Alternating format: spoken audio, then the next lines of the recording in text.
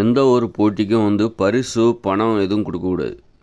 அது என்னென்னா, பரிசும் பணமும் வெற்றி பெறுகிறவர்களுக்கு சந்தோஷத்தை தரும். ஆனால் தோற்றவங்களுக்கு அது அவமானத்தை தரும். போட்டியிலேருந்தே நிறைய பேர் என்ன பண்ணுவாங்க, நிறைய பேர் போட்டி போடவே தயங்குவாங்க. இந்த பரிசு பணம் தான் இன்றைக்கி அதாவது பரிசு பணம் என்பது நல்லா ஊக்குவிக்கும் அப்படின்னு நம்ம சொல்கிறோம்.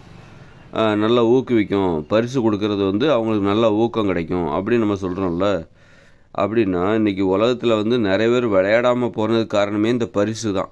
போட்டி நடத்தி அதில் வெற்றி தோல்விக்காக வெற்றி பெற்றவர்களுக்கு பரிசு கொடுக்குறாங்கள்ல, பணம் கொடுக்குறாங்கள்ல, அந்த பரிசும் பணமும் தான் சிலர் விளையாடுவதற்கும் பலர் விளையாடாமல் போனதுக்கும் காரணம். நிறைய பேர் ஏன் விளையாடுறதில்லைன்னா இந்த பரிசு கொடுக்குற நடைமுறை தான். பரிசு பணம் கொடுக்கறது, பரிசாக பணத்தை கொடுப்பது, கோப்பையை கொடுக்கறது, இதெல்லாம் போட்டி போடுகிறவர்கள் தோல்வியை ஏற்றுக்க முடியாது. ஒரு வெற்றி பெறுகிறவர்களுக்கு ரொம்ப சந்தோஷத்தை கொடுக்கும். அதுவே தோல்வி அடைகிறவர்களுக்கு மிகப்பெரிய துன்பத்தை தரும், அவமானத்தை தரும். அந்த தோல்வி அவர்களுக்கு அவமானத்தை போல உணர்வார்கள். வெற்றி தோல்விங்கிறது அதை ஈஸியாக எடுத்துக்கணும். அப்படின்னா அது சாதாரணமாக இருக்கணும். அந்த போட்டியே முதல்ல சாதாரணமாக இருக்கணும். அதன் மூலம் ஏற்படுகிற வெற்றி தோல்வி அப்போ தான் அது ரொம்ப விளம்பரப்படுத்தும் போது அதில் உள்ள வெற்றி தோல்வி என்பது நம்மளை ரொம்ப பாதிக்கும். அந்த வெற்றியும் நம்மளை ரொம்ப பாதிக்கும், அந்த தோல்வியும் ரொம்ப பாதிக்கும். அதனால தான் நிறைய பேர் போட்டி போடுறதே கிடையாது. ஏன் நிறைய பேர் போட்டியே போடுறதில்லை அப்படின்னா, இந்த மாதிரி தான் வெற்றி தோல்வி என்பது ரொம்ப கடுமையாக பாதிக்குது. பெருசாகிட்டாங்க. வெற்றியையும் தோல்வியும் பெருசாகிட்டாங்க, அந்த போட்டியவும் பெருசாகிட்டாங்க. இப்போ உதாரணத்துக்கு நம்ம ஒரு 40 வருஷத்துக்கு முன்னாடி போய் பார்த்தோம்னா, ஒரு 30 வருஷத்துக்கு முன்னாடி பார்த்திங்கன்னா விளையாட்டெல்லாம் சாதாரண விளையாட்டாக இருக்கும். பல்லாங்குழி, அப்புறம் கோலி விளையாடுறது, ஆடுபுலி ஆட்டம், அது அப்படின்னு சொல்லிட்டு சும்மா சாதாரணமாக விளையாடுவாங்க. அது சாதாரண போட்டியெல்லாம் இப்போ சாதாரணமாக தான் இருக்குது. அப்போ அதில் உள்ள வெற்றி தோல்வியும் ரொம்ப சாதாரணமானது. அதுக்கு யாரும் பரிசெல்லாம் கொடுக்க மாட்டாங்க, பணமோ பரிசெல்லாம் கொடுக்க மாட்டாங்க. யாரும் உங்களை நீங்கள் ஜெயிக்கிறீங்களா இல்லையான்னு சொல்லிவிட்டு சுற்றி பல 100 பேர் உங்களை வேடிக்கை பார்க்குறதில்ல. அப்போ போட்டிங்கிறது ரொம்ப சாதாரணமாக இருக்குது, வெற்றி தோல்வியும் ரொம்ப சாதாரணமாக இருக்குது. அதுக்கு யாரும் பரிசும் கொடுக்கறதில்ல, பணமும் கொடுக்கறதில்ல.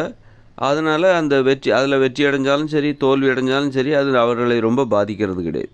ஆனால் ஜெயிச்சா ஒரு சின்ன சந்தோஷம், தோத்தா ஒரு சின்ன ஒரு கவலை, அவ்வளோதான். சின்னதாக ஒரு வருத்தம், அவ்வளோதான். அடுத்தவரை பார்த்துக்கலாம். அது ரொம்ப ஈஸியாக கடந்து அந்த வெற்றி தோல்வியை ஈஸியாக ஏற்றுக்கிட்டு வந்துடலாம். எப்போ இந்த போட்டிகள்லாம் பிரம்மாண்டமாச்சோ, பெருசாச்சுதோ, அப்போ அந்த போட்டியில் பெறுகிற அந்த வெற்றி இருக்குது பாருங்க, அது ரொம்ப பிரம்மாண்டமாக இருக்கும். அந்த வெற்றியும் சரி தோல்வியும் சரி ரொம்ப பாதிக்க ஆரம்பிச்சிருச்சு.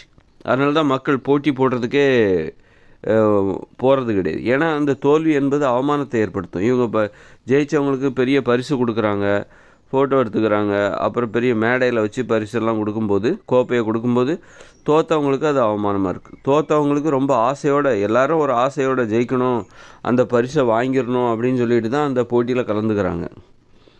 அப்போ அது கிடைக்காம போகும்போது அவர்களுக்கு ஏமாற்றமாக இருக்கிறது. இப்போ சில போட்டிகளை கரெக்டாக சொல்ல முடியாது, இதுதான் வெற்றி அப்படி. விளையாட்டு போட்டியில் சொல்லிடலாம் இது வெற்றி என்று. ஒருத்தர் ஓட்டப்பந்தயம்னா யார் முதல்ல வந்தாங்கிறத கரெக்டாக சொல்லிடலாம், யார் வேணாலும் சொல்லிடலாம். ஆனால் வேறு சில போட்டிகள்லாம் இருக்குது. ஓவிய போட்டி, கட்டுரை போட்டி, கதை போட்டி, பாட்டு போட்டி, இதெல்லாம் அந்த வெற்றியாளர்களை தேர்வு செய்கிற அந்த அந்த நடுவர்களின் மனப்பான்மையை பொறுத்து தான். நடுவர்களுக்கு எந்த அளவுக்கு அவங்களுக்கு என்ன டேஸ்ட் இருக்கோ அதை பொறுத்து தான். ஒரு பாட்டு போட்டியை இவர் தான் நல்லா பாடினாருன்னு மற்றவங்களுக்கு இவர் நல்லாவே பாடலாம். ஆனால் நடுவர்களுக்கு அவருக்கு யாரை பிடிச்சிருக்கோ அவங்கள தான் தேர்ந்தெடுப்பாங்க. அது மாதிரி கட்டுரை போட்டி, அது நடுவர்களுடைய மனப்பான்மையை பொறுத்து. அப்போ இந்த இடத்துல ஒரு விளையாட்டில் எப்படி வெற்றி தோல்வியை சரியாக கண்டுபிடிச்சிடலாம். ஆனால் இந்த மாதிரி கவிதை போட்டி, கதை போட்டி, கட்டுரை போட்டி, இங்கெல்லாம் முதல்ல கலைகளில் போட்டி போடவே கூடாது. கலை படைப்புகளில் இந்த கதை போட்டி, பாட்டு போட்டி, கட்டுரை போட்டி, இதெல்லாம் போட்டி போடக்கூடாது. போட்டிங்கிறது விளையாட்டில் மட்டும்தான் இருக்கணும்.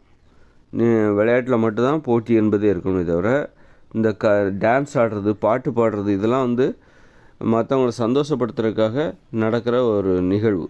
அதில் போய் அது போட்டி போடக்கூடாது. போட்டிங்கிறது விளையாட்டில் மட்டும்தான் இருக்கணும். நீ ஒரு பாட்டு பாடேன், நான் ஒரு பாட்டு பாடேன், அப்படின்னு சொல்லிட்டு ஒருத்தர் வந்து மற்றவங்கள சந்தோஷப்படுத்துறதுக்காக ஒரு பாட்டு பாடுறாரு அப்படின்போது, அப்போ இதில் யார் நல்லா பாட்டு பாடினாரு, இவர் தான் நல்லா பாட்டு பாடினாருன்னு நம்ம சொல்கிறோன்னு வைங்க. அப்போ வந்து அப்போ மற்றவங்களாம் நல்லா பாடலையா அப்படின்னு ஆயிடுதுல. அப்போது அவங்களுக்கு அது அவமானம். ஏன்னா அவங்க எதுக்காக பாடுறாங்கன்னா மற்றவங்கள சந்தோஷப்படுத்துறதுக்காக தான் பாடுறாங்க. நான் வந்து ஸ்டேஜில் பாடுறத சொல்லலை. ஸ்டேஜில் பாடுறது வந்து வியாபார பாட்டு, அது சொல்லலை. சாதாரணமாக அந்த காலத்துலலாம் வந்து உட்காந்து கதை பேசுவாங்கள்ல. கதை பேசுகிறது எதுக்காக பேசுகிறாங்க? கதை சொல்லுவாங்க, ஒரு கதையை சொல்லுவாங்க. பெரிய பாட்டிலாம் ஒரு கதையை சொல்லுவாங்க சின்ன குழந்தைகளுக்கு. அப்படி கதை சொல்கிறாங்கன்னா எதுக்காக கதை சொல்கிறாங்க? அந்த குழந்தைகளை சந்தோஷப்படுத்தணும் அப்படிங்கிற அந்த எண்ணம் தானே. பிறரை சந்தோஷப்படுத்தணும் அப்படிங்கிற எண்ணம் தான். ஒரு கதை சொல்கிறதுக்கோ ஒரு பாட்டு படிக்கிறதுக்கோ படிக்கிறதுக்குலாம் என்ன காரணம்? மற்றவங்கள சந்தோஷப்படுத்தணும். அதன் மூலம் தான் சந்தோஷமடைகிறது தான் கலைகள் என்பது. அதில் ஒரு பொதுநலன் இருக்குது. அப்போ அதில் போயிட்டு நீ இவங்க தான் நல்லா பாடினாங்க, அவங்க தான் நல்லா பாடினாங்க, இவங்க நல்லா பாடலான்னு நீ சொன்னன்னா அது அவங்களுக்கு பிறரை சந்தோஷப்படுத்தணும் அப்படின்னு நினச்சாங்க பார்த்தீங்களா, அந்த நினப்புக்கு வந்து அவமானத்தை ஏற்படுத்தும். அது நல்லா இருக்கோ நல்லா இல்லையோ, ஆனால் அவங்களுடைய நினப்பு பாருங்கள் எவ்வளோ உயர்வாக இருந்தது. பிறரை மகிழ்ச்சி, பிறருக்கு ஒரு சந்தோஷத்தை தரணும் அப்படிங்கிற அந்த எண்ணத்தை அடிப்படையாக கொண்டு தான் ஒரு பாட்டு பாடுறாங்க, ஒரு கதை சொல்கிறாங்க, ஒரு ஓவியத்தை வரைஞ்சி நல்லா இருக்கான்னு கேட்குறாங்க. அப்போ அப்படிப்பட்டவங்ககிட்ட போய் நீ தான் நல்ல ஓவியம், நீ தான் முதல் பரிசு அப்படின்னு சொன்னோன்னு வச்சு, அது வந்து அவர்களுக்கு அது அவமானத்தை தரும் அவங்களுடைய நோக்கத்துக்கு. இப்போ விளையாட்டு போட்டினா அது வெறும் சுயநலன் சார்ந்தது. நான் ஜெயிக்கணும் அப்படிங்கிறது தான். நான் ஜெயிக்கணும், ஒவ்வொருத்தருக்கும் நான் வந்து ஜெயிக்கணும் அப்படிங்கிறது தான் வந்து பிறரை சந்தோஷப்படுத்துறதுக்காக தன்னை சந்தோஷப்படுத்திக்கிறதுக்காக தான் விளையாடுறாங்க. நீங்கள் அப்போது விளையாட்டில் வந்து எது வந்து சுற்றி வேடிக்கை பார்க்குறவங்களோட எண்ணிக்கை அதிகமாகும் போது தான் அது பிறரை சந்தோஷப்படுத்துகிறதா மாறுது. விளையாட்டுனா இப்போ வந்து விளையாட்டுங்கிறது எளிமையாக இருந்துட்டா ஒன்றும் வேடிக்கை யாரும் பார்க்க மாட்டாங்க. விளையாடுறவங்க மட்டும்தான் விளையாடுவாங்க. விளையாட்டை யாரும் அங்கே வேடிக்கை பார்க்க மாட்டாங்க. எல்லாருமே விளையாடணும் அப்படின்னா எல்லாருமே விளையாடிட்டு இருக்கும்போது விளையாட்டை வேடிக்கை பார்க்குறதுக்கு இங்கே ஆட்கள் இருக்க மாட்டாங்க. இன்றைக்கி என்ன ஆச்சுன்னா, வேடிக்கை பார்க்குறதுக்கு மிகப்பெரிய கூட்டம் இருக்கிறதுனால விளையாடும்போது விளையாட்டை வேடிக்கை பார்ப்பதற்கு மிகப்பெரிய கூட்டம் இருப்பதால் அந்த கூட்டத்தை சந்தோஷப்படுத்துறதுக்காக இவங்க விளையாடுறாங்க. அப்போ ஏதோ அதை அவங்க பிறரை சந்தோஷப்படுத்துறதுக்காக இவங்க விளையாண்ட மாதிரியும் தன்னை தான் சந்தோஷப்படுத்திக்கிறாங்க. விளையாட்டு என்பது பிறரை சந்தோஷப்படுத்துறது கிடையாது. ஒன்றை நீ சந்தோஷப்படுத்தணும்னா நீ விளையாடணும். நீ விளையாட்டை பார்க்குறது மூலமாகவே நான் சந்தோஷமடைகிறேன், அவங்க என்ன சந்தோஷப்படுத்துகிறாங்க அப்படின்னு நீ நினச்சனா அது ஏமாளித்தனம். கிரிக்கெட் விளையாடுறவங்க, இந்தியா கிரிக்கெட் விளையாடிச்சுன்னா இந்திய மக்களுக்கு சந்தோஷம் அப்படின்னா அது இந்திய மக்களோட ஏமாளித்தனம். நீ விளையாட்டின் மூலமாக நீ இப்போ உன்னை சந்தோஷப்படுத்தணும் அப்படின்னா நீ விளையாடு. முதல்ல ஒவ்வொருத்தரும் விளையாடணும், ஒவ்வொரு இந்தியர்களும் விளையாடணும். அப்போ தான் வந்து விளையாட்டின் மூலமாக இந்தியர்கள் சந்தோஷத்தை அனுபவிக்க முடியும். யாரோ 12 பேர் உலகத்தில் இந்த இந்தியாவில் இருக்கிற 100 கோடி பேருக்காக விளையாடுவாங்களாமா. அவங்க 12 பேரும் இந்த 100 கோடி பேரை சந்தோஷப்படுத்திடுவாங்களாம். இது எப்பேற்பட்ட மூட நம்பிக்கை பாருங்கள், முட்டாள்தனம். அதனால தான் நம்ம வந்து விளையாடாமல் வேடிக்கை பார்க்குற சோம்பேறிகளாக மாறிவிட்டோம். விளையாட்டின் மூலமாக நீ சந்தோஷப்படணுன்னா போய் கிரிக்கெட்டை டிவியில் பார்க்காத. டிவியில் போய் கிரிக்கெட்டை பார்க்குறது அதெல்லாம் நீ பார்க்காத. நீ விளையாடு, அதன் மூலம் மட்டும்தான் உனக்கு சந்தோஷம் கிடைக்கும். நீ விளையாடு. அதனால் வேடிக்கை பார்க்கக்கூடாதுன்ட்டு இல்லை, யார் வெற்றி தோல்வி என்பதை தெரிந்து கொள்ள ஆர்வம் இருக்கும் தான். அதுக்காக நீ விளையாட்டையே மறந்துட்டு ஒரு விளையாடுகிற வழக்கத்தையே மறந்துவிட்டு விளையாட்டின் மூலம் இன்பத்தை பெறுவதற்காக நீ இன்னொருத்தரை நம்பி இருக்கிற, அவங்க விளையாடுவாங்க நான் டிவியில் பார்த்துக்கிறேன் அப்படின்னு நினச்சிட்ருக்கல, அதான் ஏமாளித்தனம். அதனால் பெரும்பாலும் விளையாட்டை வேடிக்கை ஏன் பார்க்குறாங்க? விளையாட்டு பிரம்மாண்டமாக மாறும்போது தான் வேடிக்கை பார்க்குறாங்க. விளையாட்டு எளிமையாக இருந்து விட்டால் ஒவ்வொருத்தரும் விளையாட ஆரம்பிச்சிருவாங்க. விளையாடுற நேரத்தில் ஒவ்வொருத்தரும் வேடிக்கை பார்க்காம விளையாட ஆரம்பிச்சிருவாங்க. விளையாட்டு எளிமையாக இருக்கணும். இப்போ விளையாட்டில் அந்த பரிசு பொருட்கள் கொடுக்கக்கூடாது, பணம் கொடுக்கக்கூடாது. வெற்றி தோல்வி, நீ ஜெயிச்சிட்ட அவ்வளோதான் ஒரு செய்தி. அது ஒரு சின்னதாக ஒரு சந்தோஷம். தோத்துட்டா கூட பரவாயில்ல, அடுத்த விட பார்த்துக்கலாம். அது ஒரு சின்னதாக ஒரு ஏமாற்றம் அல்லது ஒரு சின்னதாக ஒரு வருத்தம், அவ்வளோதான். அது பெருசாகும்போது தான் அது வந்து விளையாட்டுக்கு பரிசு பொருள்லாம் கொடுக்கும்போது தான், பரிசாக பணம் பொருள்லாம் கொடுக்கும்போது தான் அந்த விளையாட்டை யார் வெற்றி பெறுகிறாங்க, யார் அந்த பரிசை வாங்க போகிறாங்க அப்படிங்கிறதுக்காக நிறைய பேர் வேடிக்கை பார்க்க ஆரம்பிச்சிடுறாங்க. வேடிக்கை பார்க்க எப்போ வர்றாங்க? இப்போ ஒரு போட்டிக்கு பரிசு பணம் பொருள் எதுவுமே கிடையாதுன்னா அதை அதிகமாக வேடிக்கை பார்க்க மாட்டாங்க. அதுவே பார்த்திங்கன்னா அந்த போட்டிக்கு வந்து 25,000 ரூபா பரிசு. இந்த கிரிக்கெட்டில் ஜெயிச்சா 25,000 பரிசு, 1,00,000 பரிசு, 1,00,00,000 பரிசுன்னு சொல்லி பாருங்கள். உடனே மக்கள் எல்லாருமே அந்த பரிசை யார் வாங்க போகிறாங்க, யார் ஜெயிக்க போகிறாங்க அப்படிங்கிற ஆர்வத்தில் நிறைய பேர் வேடிக்கை பார்க்க ஆரம்பிச்சிருவாங்க. அப்போ கூட்டத்தை கூட்டுறதுக்காக தான் இந்த பரிசு பொருள்லாம், பரிசு கோப்பையெல்லாம் கொடுக்கறது. 4 வேடிக்கை பார்க்கணும், அதன் மூலம் அதில் ஒரு வியாபாரம் இருக்குது. அப்போ அந்த மாதிரி நோக்கம்தான் பரிசு பணம். அப்போ தோற்றவங்களுக்கு அது மிகப்பெரிய அவமானத்தையும் ஏமாற்றத்தையும் தரும் தோற்றவங்களுக்கு. ஆனால் அப்போ அந்த தோல்வியை தாங்கிக்க முடியாது. அப்போ அதனால தான் நிறைய மக்கள் இந்த இப்போ விளையாட்டுகளுக்கு பரிசும் பணமும் பொருளும் கொடுக்க ஆரம்பித்ததுனால தான் நிறைய பேர் வந்து சின்ன வயசுலேயே அவங்களுக்கு ஒரு அனுபவம் இருக்கும். அதாவது விளையாட்டு போட்டியில் முயற்சி செய்து தோல்வி அடைந்து அந்த பரிசாக பணத்தையோ பொருளையோ கோப்பையோ வாங்க முடியாத அந்த ஏமாற்றம் தான் அவர்கள் சின்ன வயசுலேருந்தே விளையாடுவதை விட்டு விட்டதுக்கு காரணமாக இருக்கும். நீங்கள் ஏன் விளையாடலன்னு கேட்டு பாருங்கள். அவங்களுடைய சின்ன வயசில் நடந்த சம்பவம், ஏதாவது விளையாட்டு போட்டியில் கலந்து அவங்களுக்கு பரிசு கிடச்சிருக்காது. அதனால் ஏற்பட்ட ஏமாற்றம் தான் நிறைய அந்த தோல்வியை தாங்கிக்க முடியாத அந்த ஏமாற்றம் தான் இனிமேல் நம்ம அந்த விளையாடவே கூடாதுன்னு அவங்க முடிவெடுத்ததுக்கு காரணம் அதுவாக தான். நிறைய போட்டியிலேருந்து அவங்க பின்வாங்கிடுவாங்க. நிறைய டான்ஸ் ஆடுறத கூட போட்டியாக மாற்றும்போது அப்புறம் நீ நல்லா ஆடலை, அவர் தான் நல்லா ஆட்டான், அந்த பையன் தான் நல்லா ஆடினான் அப்படி சொல்லும்போது டான்ஸ் ஆடுறதே விட்டுருவாங்க. எல்லாத்தையும் போட்டியாக மாற்றிட்டாங்க. அதனால தான் மக்கள் வந்து அந்த போட்டி என்பது வெற்றி என்பது பெருமையை தரும், அதே நேரத்தில் தோல்வி என்பது அவமானத்தை தரும். அது ஏன்னா இன்றைக்கி வெற்றி தோல்வி என்பது பெருசாகிடுச்சு, போட்டியும் பெருசாகிடுச்சு. பரிசு பணமெல்லாம் கொடுத்து அந்த போட்டிகளை வந்து ரொம்ப பிரம்மாண்டப்படுத்திட்டாங்க. இன்றைக்கி சாதாரணமானதாக இல்லை வெற்றி தோல்வி என்பது. வெற்றி பெற்றால் மிகப்பெரிய சந்தோஷமும் கர்வத்தையும் தலைகணத்தையும் தரும். அதாவது வெற்றி பெற்றவங்களுக்கு தலைகணத்தை தரும், கர்வத்தை தரும், ரொம்ப ஒரு வசதி வாய்ப்புகளை கூட தரும். தோல்வி அடைந்தவர்களுக்கு நிறைய செலவு பண்ணி பயிற்சி எடுத்து தோல்வி அடைந்தவர்களுக்கு ஏமாற்றத்தை தரும், அவமானத்தை தரும். அதனால் நிறைய பேர் என்ன பண்ணிட்டாங்க, இந்த போட்டிகளிலே போட்டினாலே அவங்களுக்கு பிடிக்காது. நிறைய பேர் பார்த்திங்கன்னா போட்டினாலே பிடிக்காது. எந்த விதத்துலேயும் போட்டியா அப்போ நான் கலந்துக்க மாட்டேன், போட்டினாலே நான் கலந்துக்க மாட்டேன் அப்படின்றவங்க. ஏன்னா போட்டினா ஒருவேளை தோல்வி அடைந்தால் அது நமக்கு அவமானத்தை தரும் அப்படின்னு சொல்லிட்டு போட்டினாலே கலந்துக்க மாட்டாங்க. எந்த போட்டியா அலர்ஜி அவங்களுக்கு, போட்டினாலே அலர்ஜி. தேவையில்ல, நீங்கள் வந்து பெருசாக போட்டி நடத்துவீங்க, அப்புறம் தோத்துட்டேன்னு சொல்லி வெற்றி பெற்றவங்களுக்கு பெருசாக மரியாதை கிடைக்கும். எல்லோரும் அப்போ தோற்றா எங்களுக்கு மிகப்பெரிய அவமானத்தை தரும், கவலை தரும், தாழ்வு மனப்பான்மை ஏற்படும். தோத்தாக்கா தாழ்வு மனப்பான்மை ஏற்படும். அதனால் நீங்கள் வந்து இந்த பரிசு பணம் பொருள் கொடுக்குற அந்த போட்டிகளில் நாங்கள் கலந்துக்க மாட்டோம் அப்படின்னு நிறைய மக்கள் அதான் வேடிக்கை பார்க்க ஆரம்பிச்சிடுறாங்க. அதனால் நாம் வந்து நடத்துகிற போட்டிகள் இருக்குல்ல, நம்ம கலந்துக்கிற போட்டி சாதாரணமானதாக இருக்கணும். அப்போ தான் அதில் கிடைக்கிற வெற்றியும் சரி தோல்வியும் சரி ரொம்ப சாதாரணமானதாக இருக்க முடியும். சாதாரணமாக இருக்கும்போது தான் வெற்றி தோல்வி என்பது சாதாரணமாக இருக்கும்போது தான் அதை நம்மளால் ஏற்றுக்க முடியும். வெற்றி தோல்வி என்பது பிரம்மாண்டமாக இருந்துச்சுன்னா வெற்றியை கூட ஏற்றுக்க முடியாது, தோல்வியும் ஏற்றுக்க முடியாது. வெற்றி தலைகணத்தையும் கர்வத்தையும் தரும், தோல்வி என்பது தலை குனிவை தரும், அப்புறம் வந்து அவமானத்தை தரும். அதனால் குறிப்பாக வந்து விளையாட்டில் மட்டும்தான் போட்டி வைக்கணுமே தவிர கலைகளில் கலை படைப்பு திறனை வெளிப்படுத்துவதில் போட்டியை வைக்கக்கூடாது. ஒருத்தர் டான்ஸ் ஆடுறாங்க அப்படின்னா ஏன் மற்றவங்களும் சந்தோஷப்படுத்துகிறாங்க, அதன் மூலம் தானும் சந்தோஷம் அடைகிறாங்க அதான் வந்து கலை படைப்பு திறன். ஒரு விளையாட்டுங்கிறது வந்து தான் வெற்றி பெறணும் அப்படிங்கிறது தான், சுயநலம் தான் அதில் இருக்கும். ஆனால் வந்து ஒரு டான்ஸுங்கிறது வந்து பிறரை சந்தோஷப்படுத்தணும். அப்படி இருக்கும்போது அதோட நோக்கம் பாருங்கள், பிறரை சந்தோஷப்படுத்தணும். அப்போ பிறர் சந்தோஷப்பட்டாங்கன்னா அதன் மூலமாக தான் அவர் சந்தோஷம் அடைவார்.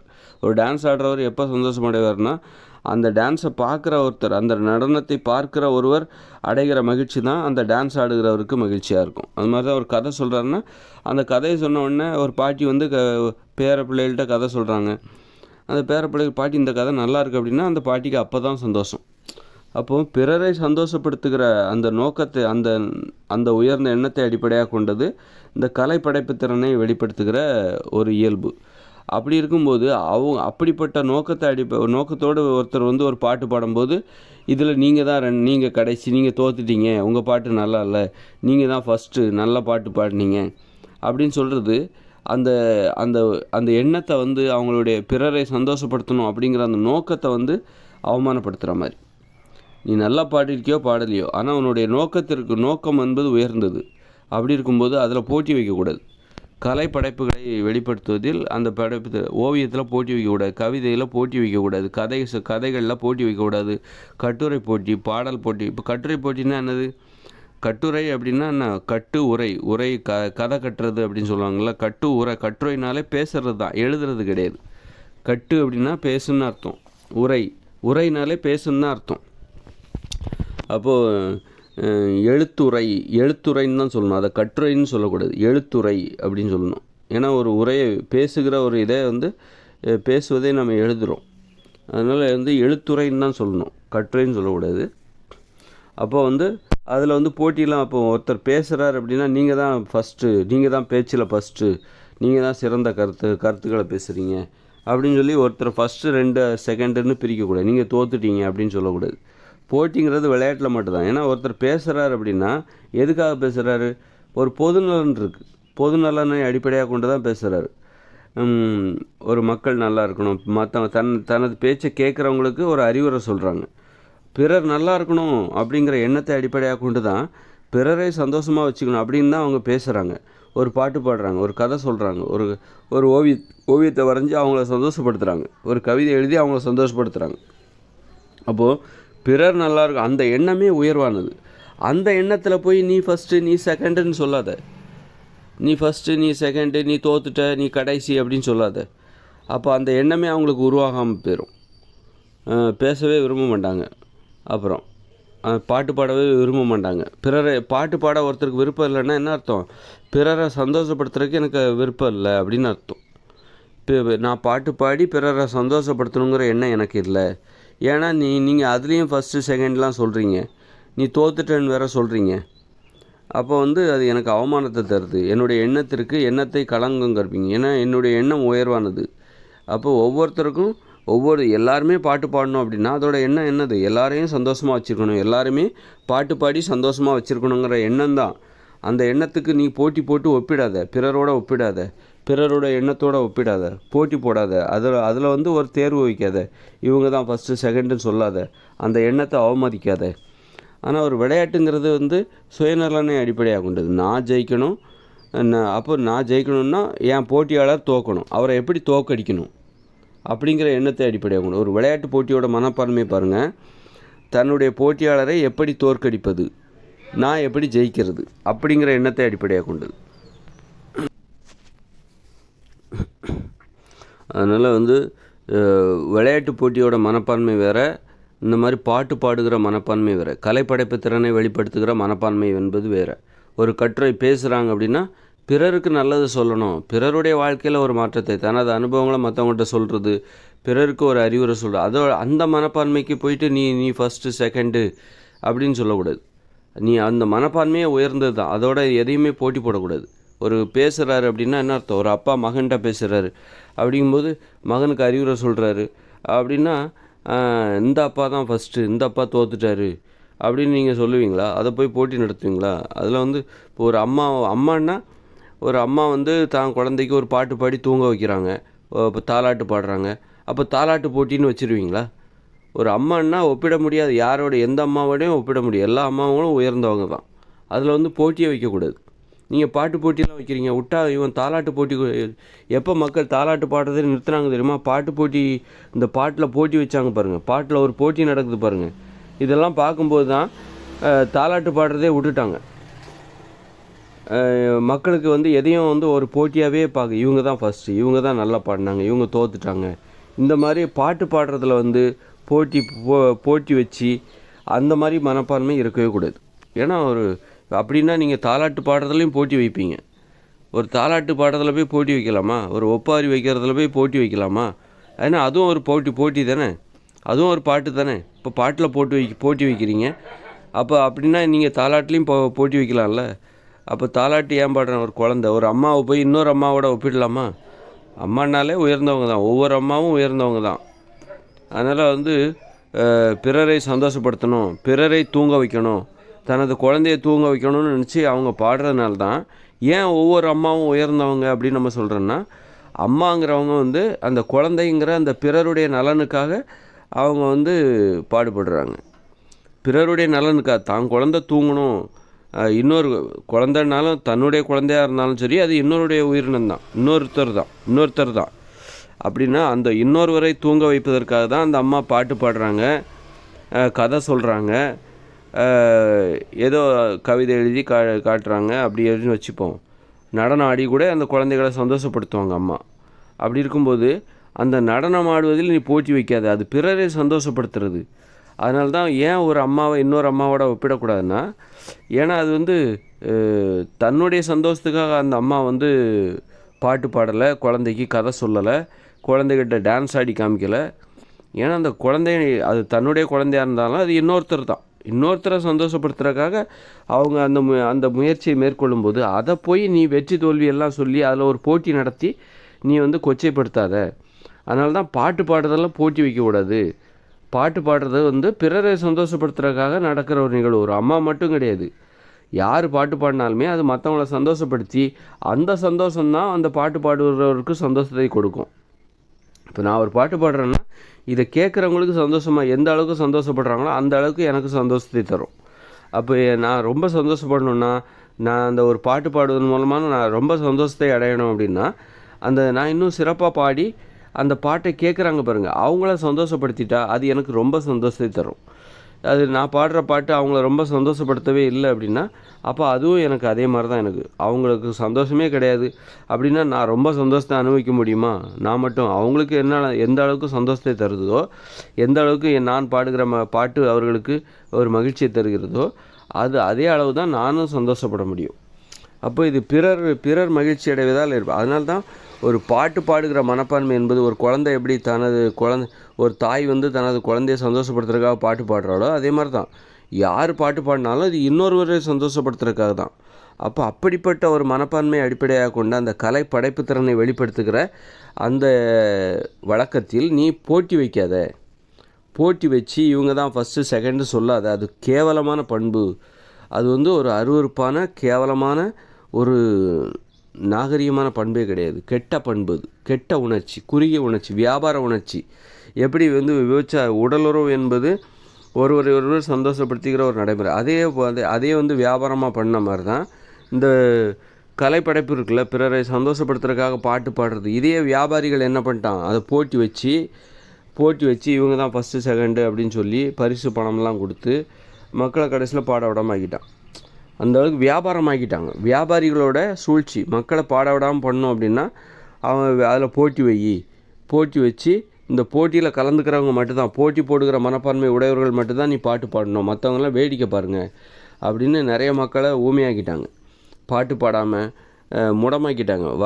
ஓவியம் வரைகிறதுக்கு மனசே வர்றது கிடையாது, பாட்டு பாடுறது கிடையாது, டான்ஸ் ஆடுறது கிடையாது. எல்லாத்தையும் போட்டி வச்சு தேர்ந்தெடுத்து யார் ஜெயிக்கிறாங்களோ அவங்க தான் பாட்டு பாடணும்.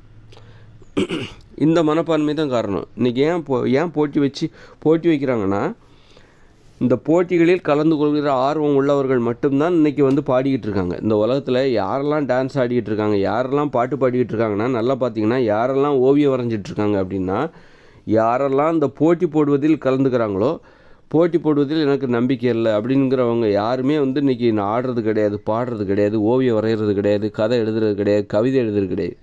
போட்டிகளில் கலந்து கொள்ள வேண்டும். விருது அறிவிக்கிறது, நல்ல கவிஞருக்கு விருதெல்லாம் கொடுப்பாங்க, பத்மபூஷன் அந்த விருதெல்லாம் கொடுப்பாங்க, தாதா சாஹேப் பால்கே விருது அப்படின்லாம் கொடுக்குறாங்களா நடிப்புக்கு. இப்படி போட்டி போடுற இன்றைக்கி வந்து போட்டி போடுறவங்க மட்டும்தான் இன்றைக்கி பாடிக்கிட்டு இருக்காங்க, ஆடிக்கிட்டு இருக்காங்க, கதை சொல்லிக்கிட்டு இருக்காங்க, கவிதை எழுதிக்கிட்டு இருக்காங்க. போட்டி போட எனக்கு விருப்பம் இல்லை, பாடுவதில் போட்டி போடக்கூடாது.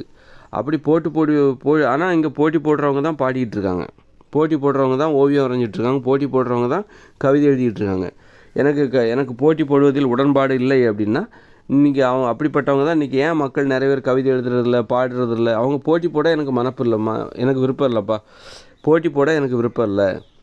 ஏன்னா பாடுறதுங்கிறது ஒரு போட்டி கிடையாது, அது பொழுதுபோக்கு, சந்தோஷப்படுத்துறக்கா. நீ ஒரு பாட்டு பாடு, பாட்டு போட்டின்னா வைக்கிறாங்க. நீங்கள் சாதாரணமாக விளையாடும்போது விளையாட்டு போட்டிங்கிறது இருக்குது, அதில் ஒரு போட்டி இருக்குது. ஆனால் பாடுவதில் என்றைக்குமே போட்டி கிடையாது. கடந்த காலங்களில் வந்து பாட்டிகள்லாம் சின்ன குழந்தைகளுக்கு கதை சொல்லுவாங்க, அதில் என்ன போட்டியாக வச்சாங்க. ஆனால் வந்து ஒரு விளையாட்டில் போட்டி உண்டு. தாயபாசம் விளையாடுவாங்க, பல்லாங்குழி அதில் வந்து போட்டி இருக்குது. ஆனால் கலைகளில் என்றைக்குமே அவங்க போட்டி போட்டது கிடையாது. ஆனால் அதை இன்றைக்கி போட்டியாக மாற்றிட்டாங்க. இந்த வியாபாரிகள் அதை போட்டியாக மாற்றிட்டானுங்க. பணம் சம்பாதிக்கிறதுக்காக, அதை வச்சு பணம் சம்பாதிக்கிறதுக்காக போட்டியாக மாற்றிட்டானுங்க. அதனால் இன்றைக்கி போட்டி போடுறவங்க தான், போட்டி போடவே கூடாது, ஆனால் போட்டி போடுறவங்க தான் அந்த அந்த பாட்டு பாடிக்கிட்டு இருக்காங்க. போட்டிகளில் கலந்து கொள்கிறவர்கள் தான் பாட்டு பாடிட்டு இருக்காங்க, கதை சொல்லிகிட்டு இருக்காங்க, கவிதை எழுதிட்டு இருக்காங்க, ஓவியம் வரைஞ்சிட்ருக்காங்க. ஓவியத்துலேயும் நிறைய போட்டி, நேஷ்னல் லெவலில், மாநில லெவலில் போட்டிலாம் நடக்கும். கவிதையிலையும் மாநில அளவில் போட்டி, அப்படி எல்லாமே போட்டி, உலக அளவில் போட்டி எல்லாமே நடக்கும். அதனால் இன்றைக்கி போட்டி போடுறவங்க தான் கலைப்படைப்புகளை கலைகள் யார்கிட்ட இருக்குன்னா போட்டி போடுறவங்க கிட்ட தான் இருக்குது. ஆனால் கலைகளில் போட்டியே போடக்கூடாது. எப்படி பாருங்கள், அந்த அளவுக்கு விதிமுறை மீறல். இவனும் வசதிக்கு தகுந்த மாதிரி விதியை மாற்றிக்கிறானுங்க. அந்த வியாபாரிகள் என்ன பண்ணுறான், பணத்தை சம்பாதிக்கணும். அவனுடைய நோக்கம் பணத்தை சம்பாதிக்கணும். அதுக்கு இவன் என்ன பண்ணுறான், இவனாகவே புதிய விதிகளை உருவாக்கி, பணத்தை சம்பாதிப்பதற்கு தகுந்த விதிகளை உருவாக்கி, இயற்கை விதியை மீறி இவங்க புதிய செயற்கையான விதிகளை புகுத்தி மக்களை குழப்பிடுறாங்க. குழப்பி ஒன்றுமே தெரியாத மாதிரி மக்களை முட்டாளாக மாற்றிடுறாங்க. அதனால் கலைப்படைப்புகளில் நீங்கள் போட்டி போடக்கூடாது. விளையாட்டில் தான் போட்டி போடணும். தன்னை சந்தோஷப்படுத்துறது தான் விளையாட்டு போட்டியோட நோக்கம். மற்றவங்கள தோற்கடிக்கணும், சக போட்டியாளர்களை தோற்கடித்து தன்னை நிரூபிக்கணும், தன்னை ஜெயிக்க வைக்கணுங்கிற. ஆனால் ஒரு கலைப்படைப்பு இருக்குல்ல, 4 பேர் உட்காந்துருக்காங்க, நீ ஒரு பாட்டு பாடுறி, நீயும் பாடுறி, நீ சூப்பராக பாடுறி, இன்னும் நல்லா பாடுறி அப்படின்னு சொல்லி மற்றவங்களையும் ஜெயிக்கணும், நாமளும் ஜெயிக்கணும். அதுதான் அந்த கலைப்படைப்பு திறன். நீ ஒரு பாட்டு பாடு, நீ ஒரு கதை சொல்ல, நான் ஒரு கதை சொல்கிறேன் அப்படின்னு சொல்லிட்டு எல்லாரையும் போல் சிறப்பாக பாடணும். தோற்கடிக்கணுங்கிற நோக்கம் இந்த கலைப்படைப்பு திறனில் வரக்கூடாது. அவள் நல்லாவே பாடக்கூடாது, நான் மட்டும்தான் நல்லா பாடணும், அவள் தோற்றுடணும் அப்படின்னு நினைக்கிறது போட்டியாக எப்படி இருக்க முடியும்? அது அப்படிப்பட்ட எண்ணம் ஒரு பாட்டு பாடுறதில் வரவே வராது. ஆனால் ஒரு விளையாட்டு விளையாடுறீங்க அப்படின்னா அவள் தோற்கடிக்கணும், உன்னுடைய தோழி தோற்றுடணும், நான் ஜெயிச்சிடணும் அப்படின்னு நினைக்கிறது தான் கரெக்டான மனப்பான்மை. விளையாட்டு விளையாடும்போது அந்த மனப்பான்மை என்பது கரெக்டு. நீங்கள் உங்கள் சக போட்டியாளர் என்பது தோற்றுடணும், அப்போ தான் நீங்கள் ஜெயிக்க முடியும். நீங்கள் ஜெயிக்கிறதுக்காக உங்கள் சக போட்டியாளரை எப்படியெல்லாம் தோற்கடிக்கலான்னு நீங்கள் நினைப்பீங்க. ஆனால் ஒரு கதை சொல்லும், நாலு பெண்கள் உட்காந்து கதை பேசுகிறாங்கன்னா, ஒரு பாட்டு பாடுறாங்க அப்படின்னா, அவள் நல்லாவே பாடக்கூடாது, அவளுக்கு வாய்ஸே வரக்கூடாது, அவளுக்கு குரலே வரக்கூடாது, கேவலமாக இருக்கணும், நான் மட்டும்தான் நல்லா பாடணுன்னு நான் நினைப்பாங்க. நீயும் ஒரு பாட்டு பாடுறீ. ஏன்னா பாடுறது ஒரு இன்பம், பிறர் பாடுவதை கேட்பது ஒரு இன்பம். அப்போது பிறர் பாடுவதை கேட்குறது அவ்வளோ இன்பமாக இருக்கும். அப்புறம் நாம் பாடுறதும் ஒரு இன்பமாக இருக்கும். அப்போ நீ ஒரு கதை சொல்கிறீ, நான் ஒரு கதை சொல்கிறேன் அப்படிங்கிறது கதை சொல்கிறது இன்பம், பிறர் சொல்கிற கதையை கேட்குறது ஒரு இன்பம். அப்போ பிறர் நல்ல கதையை சொன்னால் தான் நமக்கு நல்ல ஒரு ஜாலியாக இருக்கும். அப்புறம் விளையாட்டில் நாம் தோற்றா மற்றவங்க ஜெயிப்பாங்க. அப்படிங்கும்போது பிறர் வெற்றி அடைவதை பார்க்குறது நமக்கு இன்பமாக இருக்காது, அது துன்பமாக தான் இருக்கும். அப்போ நாம் தோற்று போகிறோம் அப்படிங்கிறது நமக்கு துன்பத்தை தரும், வெற்றி அடைந்தால் இன்பத்தை தரும். அப்போ நம்ம வெற்றி அடையணும்னு தான் நினைப்போம், தோற்று போகணும்னு நினைக்கும். நம்ம தோல்வி பிறருக்கு இன்பமாக இருக்கும். பார்த்தீங்களா, இதுதான் விளையாட்டு மனப்பான்மை. விளையாட்டு மனப்பான்மைங்கிறது என்னென்னா, விளையாடும்போது நாம் தோற்றா நமது போட்டியாளர்களுக்கு இன்பமாக இருக்கும், அவங்க ஜெயிச்சிருவாங்க. அவங்க இன்பம் அடைகிறவர்களுக்கு, வெற்றி அடைகிறவர்களுக்கு இன்பம், தோல்வி அடைகிறவர்களுக்கு துன்பத்தையும் அது தரும். அப்போ பிறர் துன்பம் அடைய வேண்டும், பிறர் தோக்கணும் அப்படிங்கிறது தான் அந்த விளையாட்டு மனப்பான்மை. விளையாடும்போது நமக்கு ஏற்படுகிற மனப்பான்மை பார்த்திங்களா, பிறர் தோற்கணும், பிறர் துன்பம் அடையணும், நாம் இன்பத்தை பெறணும், நாம் வெற்றி பெறணும் அப்படிங்கிற எண்ணத்தை தருக்கக்கூடியது தான் அந்த விளையாட்டுங்கிறது. விளையாட்டுலலாம் வெற்றி தோல்வியெல்லாம் விட்டே கொடுத்துடக்கூடாது, வெற்றியை விட்டு கொடுத்துடக்கூடாது, பிறருக்காக வெற்றியை விட்டு கொடுக்கக்கூடாது. அப்போ அந்த விளையாட்டின் மூலமான இன்பம் கிடைக்காது. நீங்கள் ஜெயிச்சுக்கிட்டே இருக்கணும். அப்போ நீங்கள் உங்கள் வெற்றியவே நீங்கள் மற்றவங்களுக்காக விட்டு கொடுத்துட்டீங்கன்னா உங்களுக்கு விளையாட தெரிலன்னு அர்த்தம். ஆனால் ஒரு பாட்டு பாடுறதுக்கு பார்த்திங்களா, மற்றவங்களையும் சந்தோஷப்படுத்தணும், நாமளும் சந்தோஷப்படணும். நான் ஒரு பாட்டு பாடுறேன் அப்படின்னு சொல்லிட்டு பாட்டு பாடுவீங்க. அப்புறம் நீங்கள் உங்கள் நண்பரையும் பார்த்து நீ ஒரு பாட்டு பாட, நீ நல்ல இன்னும் நல்லா பாடணும் அப்படின்னு தான் நினைப்பாங்க. அப்போ நான் நல்லா பாடணும், என் நண்பர் நல்லாவே பாடக்கூடாது, என் தோழி நல்லாவே பாடக்கூடாது அப்படின்னு நான் நினைப்பாங்க.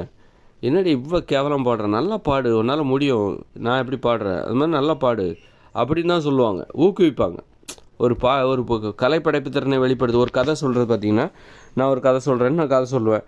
அப்போ என் நண்பன் பக்கத்தில் இருப்பான், அவனை பார்த்துட்டு நீ ஒரு கதை சொல்கிறா அப்படின்னு அவன் சொல்லுவான், டேய் இந்த கதை நல்லா இல்லைடா, இன்னும் சிறப்பாக சொல்கிறா, அப்போ தான் நேற்று கூட சூப்பராக கதை சொன்னால, அது மாதிரி இன்னும் புதுசாக யோசித்து சொல்கிறா, ஜாலியாக இருந்தது அந்த கதை அப்படி தான் சொல்லுவாங்க. அப்போ தானும் ஜெயிக்கணும், தான் நண்பனும் ஜெயிக்கணுங்கிறது எங்கே வருது? கலைப்படைப்பு திறனை வெளிப்படுத்துகிற அந்த அந்த மனப்பான்மையில் வருது. அந்த அந்த நடைமுறையில் அதுதான் வருது. அப்போது பார்த்தீங்களா, அப்போ கலைப்படைப்பு திறனில் நீ போட்டியை வைக்கக்கூடாது, வெற்றி தோல்வியை தீர்மானிக்கக்கூடாது. இவங்க ஜெயிச்சிட்டாங்க, இவங்க ஃபஸ்ட்டு செகண்டு, நீ செகண்ட் ரவுண்டில் வெளியே போகிற, இந்த போட்டியை விட்டே வெளியில் போகிற அப்படிங்கும்போது அழுதுகிட்டே போவாங்க. அவமானப்பட்டுக்கிட்டு, அழுதுகிட்டு, துக்கப்பட்டு, துயரத்துலேயே இருப்பாங்க. கடைசியில் இந்த 2-3 தோல்வியை சந்திச்சாங்கன்னா இனிமேல் வாழ்க்கையில் நான் பாடவே மாட்டேன் அப்படின்ட்டு போயிடும். இப்படி தான் தோல்வியை பார்த்து பயந்து தான் இன்றைக்கி நிறைய பேர் ஏன் நடனம் ஆட மாட்டேங்கிறாங்க, நிறைய பேர் ஏன் பாட்டு பாட மாட்டேங்கிறாங்க அப்படின்னா, அதில் அது ஒரு போட்டியாக பார்க்குறாங்க. நீ தான் ஃபஸ்ட்டு, நீ உனக்கு பாடவே தெரில அப்படின்னு சொல்லிட்டு அவமானப்படுத்தி, அந்த மாதிரி அவமானங்களுக்கு பயந்து போய் தான் நிறைய பேர் போட்டிகளிலே போட்டினாலே அலர்ஜி. சின்ன வயசில் நிறைய போட்டிகளில் கலந்துக்கும் போது அவங்களுக்கு ஏற்பட்ட அவமானம் வெளியே சொல்ல மாட்டாங்க. நிறைய பேர் அதனால தான் நிறைய பேர் பாடுறதில்ல, ஆடுறதில்ல, ஓவியம் வரைகிறதில்ல, கவிதை எழுதுறதில்ல, பேசுகிறது கூட கிடையாது. பேசுகிறதுலே இவர் தான் ஃபஸ்ட்டுங்கிற மாதிரி ஒரு போட்டி இங்கே நடக்குது. பேசுகிறதுலே ஒரு போட்டி நடக்குது. பேசுகிறதுங்கிறது எப்படின்னா, 2 பேர் பேசுகிறாங்க அப்படின்னா, ஒருத்தர் ரொம்ப சிறப்பாக பேசுகிறார், ஒருத்தர் அப்படி இருக்காது. இன்னொருத்தருக்கு தகுந்த மாதிரி நம்ம பேச்சை குறைக்கணும், அவங்க பேச்சை மாற்றணும். அதுக்கு தான் ஒருத்தர் நல்லா பேசுகிறாங்க அப்படின்னா அவங்களுக்கு தகுந்த மாதிரி நம்ம நல்லா பேசணும். ஒருத்தர் சுமாராக பேசுகிறாருன்னா அவருக்கு தகுந்த மாதிரி தான் சுமாராக தான் பேசணும். அதான் இயல்பான பேச்சு. ஒருத்தர் அமைதியாக இருக்காருன்னா அவர்கிட்ட போனால் நீங்கள் அமைதியாக தான் இருக்கணும். அதான் இயல்பான பேச்சு. ஒருத்தர் நல்லா பேசுகிறாருன்னா உங்களுக்கும் நல்லா பேச தெரிஞ்சதுன்னா அவருக்கு தகுந்த மாதிரி நீங்கள் உங்களை மாற்றிக்கோங்க.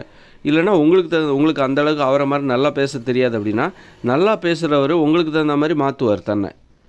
நீங்கள் இயல்பாக சராசரியாக தான் பேசுவீங்க அப்படின்னா, கொஞ்சம் ரொம்ப அதிகமாக பேச மாட்டீங்க அப்படின்னா, உங்கள்கிட்ட ஒருத்தர் நல்லா பேசுகிற ஒருத்தர் வராரு, அவர் உங்கள்கிட்ட பேசும்போது உங்களுக்கு தகுந்த மாதிரி தன்னை மாற்றிக்கணும். ஒருத்தர் அமைதியாக இருக்கார் அப்படின்னா, நீங்கள் அவர்கிட்ட போய் பேசும்போது நீங்கள் அமைதியாகிடணும். அவருக்கு அமைதியாக இருக்கிறது தான் பிடிக்கும் அப்படின்னா அவர்கிட்ட பேசும்போது நீங்கள் அமைதியாக தான் இருக்கணும். ஏன்னா பேசுவதில் போட்டி போடக்கூடாது, போட்டி போட்டு பேசக்கூடாது, இயல்பாக பேசணும். பிறருக்கு தகுந்த மாதிரி இயல்பாக பேசணும். போட்டி போடுகிற மனப்பான்மையோடு நீ பேசுகிற அப்படின்னா உங்கள்கிட்ட பேசணும், அது அவமானப்படுத்துகிற நோக்கத்தோடு பேசுகிறாங்கன்னு அர்த்தம். ஒருத்தர் தன்னை தான், அதாவது ரொம்ப சிறப்பாக பேசணுங்கிறக்காக போட்டி போடுகிற மனப்பான்மையோடு ஒருத்தர் பேசிகிட்டு இருக்கார் அப்படின்னா அவர்கிட்ட பேசுவது உங்களுக்கு அவமானத்தை தரும்.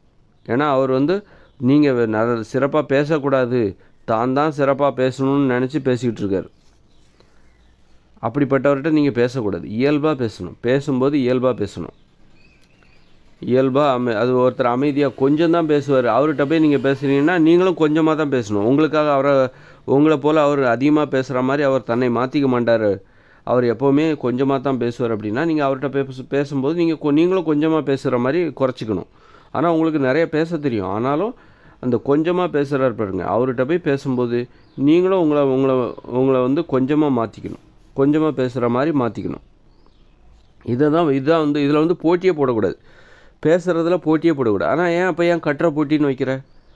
கட்டுரை போட்டின்னு என்ன இதுக்கு நீ வச்சுக்கிட்டு இருக்கிற? வெற்றி தோல்வி இவங்க தான் ஃபஸ்ட்டு செகண்ட். ஏன்னா கட்டுரைங்கிறது என்னது? கட்டுரைங்கிறது ஒரு கருத்தை சொல்கிறது. கருத்தை நம்ம எங்கே சொல்லுவோம்? இயல்பாக நம்ம வாழ்க்கை முறையில் ஒருத்தர் நம்ம மற்றவங்கள்ட்ட பேசும்போது ஒரு கருத்தை சொல்லுவோம். இயல்பாக வாழ்க்கையில் உள்ள நடைமுறையை தான் இவன் போட்டியாக வச்சுட்டான், போட்டியாக பிரிச்சுட்டான். அது பிரித்து போட்டியாக, கட்டுரை போட்டி. மனித வாழ்க்கையில் எப்படி பேசுவாங்க மக்கள்? கதை பேசுவாங்க, பாட்டு பாடுவாங்க, ஒரு கருத்தை சொல்லுவாங்க. இது எல்லாம் இவன் என்ன பண்ணிட்டான்? தனித்தனியாக எடுத்து போட்டியாக மாற்றி தொழிலாக மாற்றிடுறாரு. மனுஷங்க பேசுகிறதுல இருக்கிற விஷயங்களை தான் இவன் எடுத்து தொழிலாக மாற்றிட்டாங்க. மனுஷங்க என்ன பண்ணுவாங்க? பாட்டு பாடுவாங்க, கதை பேசுவாங்க. இந்த உறவு முறையை மேம்படுத்துவதற்காக, பிறரை சந்தோஷப்படுத்துறதுக்காக என்னெல்லாம் பண்ணுவாங்க? பாட்டு பாடுவாங்க, கவிதை சொல்லுவாங்க, கதை சொல்லுவாங்க, கவிதை எழுதுவாங்க, ஓவியம் வரைவாங்க. இது எல்லாத்தையும் மனித வாழ்க்கை முறை இருக்குல்ல, மனித உறவுகளை பிறரை சந்தோஷப்படுத்துறதுக்காக இவங்க கடைபிடித்த நடைமுறைகளை அப்படியே தனியாக எடுத்து ஒவ்வொன்றையும் தொழிலாக மாற்றி கடைசியில் அதை போட்டி வச்சு அதில் யார் ஜெயிக்கிறாங்களோ அவங்களுக்கு விருது பரிசெல்லாம் கொடுக்க ஆரம்பிச்சிட்டானுங்க. அப்போ மக்கள் நிறைய பேர் போட்டியிலேருந்து நான் பாட மாட்டேங்க, நான் அந்த போட்டிக்கு வரல, நான் தோல்வியெல்லாம் நம்மளால் சந்திக்க முடியாது அப்படின்னு சொல்லிட்டு என்னுடைய தொழில் அப்படின்னு சொல்லிட்டு என்ன பண்ணாங்க? பாடுறதுலேயே பேசுகிறதுலே நிறுத்திட்டாங்க. பாடுறது, பேசுகிறது, கவிதை எழுதுறது, ஓவியம் வரைகிறது, இது எல்லாத்தையும் நிறுத்திவிட்டாங்க. நிறுத்திட்டு நான் வேடிக்கை பார்க்குறோம், நீங்கள் போட்டி போடுங்கப்பா, நான் வேடிக்கை பார்க்குறோம் அப்படின்னு சொல்லி. அதனால் விளையாட்டுங்கிறது தான் ஜெயிக்கணும், மற்றவங்க தோக்கணும்னு நினைக்கிறது. ஆனால் ஒரு கலைப்படைப்பு திறனை வெளிப்படுத்து ஓவியம், கவிதை, கதை சொல்கிறது, இதெல்லாம் எப்படின்னா தானும் ஜெயிக்கணும், பிறரும் ஜெயிக்கணும்னு நினைக்கிறது. பிறர் ஜெயிச்சு, அதாவது தன்னுடைய வெற்றி பிறருக்கு சந்தோஷத்தை தரும். ஒருத்தர் நல்லா பாடினார்னா அதை கேட்குறவருக்கு சந்தோஷமாக இருக்கும். கூட ஒரு 4 நண்பர்கள் இருக்காங்க, 4 பேர் பாடுறாங்க அப்படின்னா ஒருத்தர் பாடுறது அந்த 3 பேருக்கு, மீதமுள்ள 3 நண்பர்களுக்கும் சந்தோஷத்தை தரும். அந்த 4 நண்பர்களில் யார் பாடினாலும் சரி, யார் ஒரு கதையை சொன்னாலும் சரி, யார் ஒரு ஓவியத்தை வரைஞ்சாலும் சரி, மற்றவங்களுக்கு அது சந்தோஷத்தை தரும். ஆனால் விளையாட்டில் பார்த்திங்கன்னா 4 பேர் போட்டி போடுறாங்கன்னா அதில் வெற்றி பெறுகிறவருக்கு மட்டும்தான் சந்தோஷம். தோல்வி அடைகிற மீத 3 பேருக்கும் உள்ள அது துன்பத்தை தரும். இதுதான் வெற்றி. அப்போ வெற்றி அடைகிற ஒவ்வொருத்தரும் என்ன பண்ணுவாங்க, மற்றவங்க தோக்கணும்னு தான் நினைப்பார். தான் ஜெயிக்கணும், மற்றவங்க தோக்கணும்னு நினைப்பார். ஆனால் ஒரு கலைப்படைப்பு திறனை பார்க்கும்போது, ஒரு கலைப்படைப்பு திறனை வெளிப்படுத்தும் போது தானும் ஜெயிக்கணும், மற்றவங்களும் ஜெயிக்கணும், யாரும் தோற்றுறக்கூடாது. அவங்க கவலைப்பட்டால் இவங்களுக்கு தாங்காது. 4 நண்பர்கள் ஒரு பாட்டு பாடுறாங்க அப்படின்னா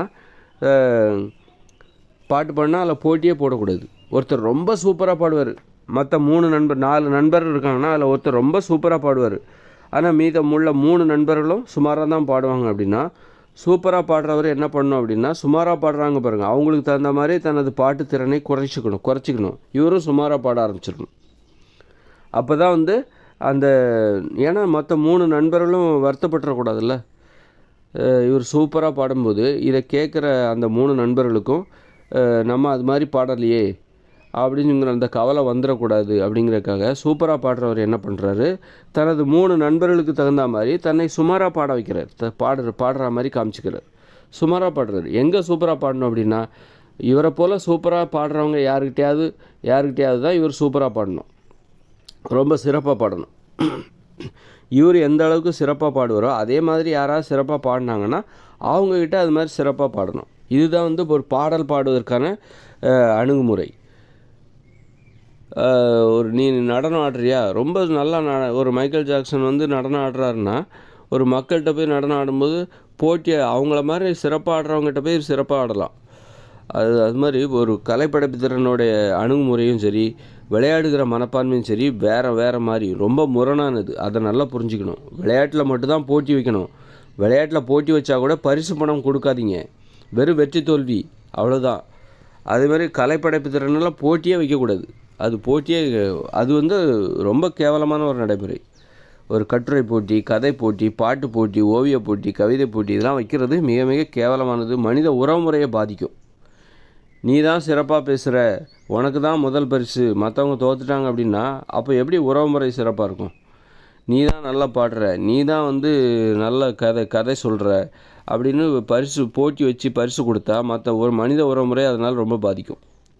அதனால் ஒரு கலைப்படைப்பு திறனுக்கும் விளையாடுகிற மனப்பான்மைக்கும் உள்ள வேறுபாடை தான் நான் இந்த வீடியோவில் நான் உங்களுக்கு சொல்லியிருக்கேன். ஆனால் நம்மளாம் விதிமுறையை மீறிட்டோம். இந்த வியாபாரிகள் என்ன பண்ணிட்டானுங்க, எல்லாத்தையும் தொழிலாக மாற்றிட்டானுங்க. தொழிலில் தான் போட்டி போடுவோம்.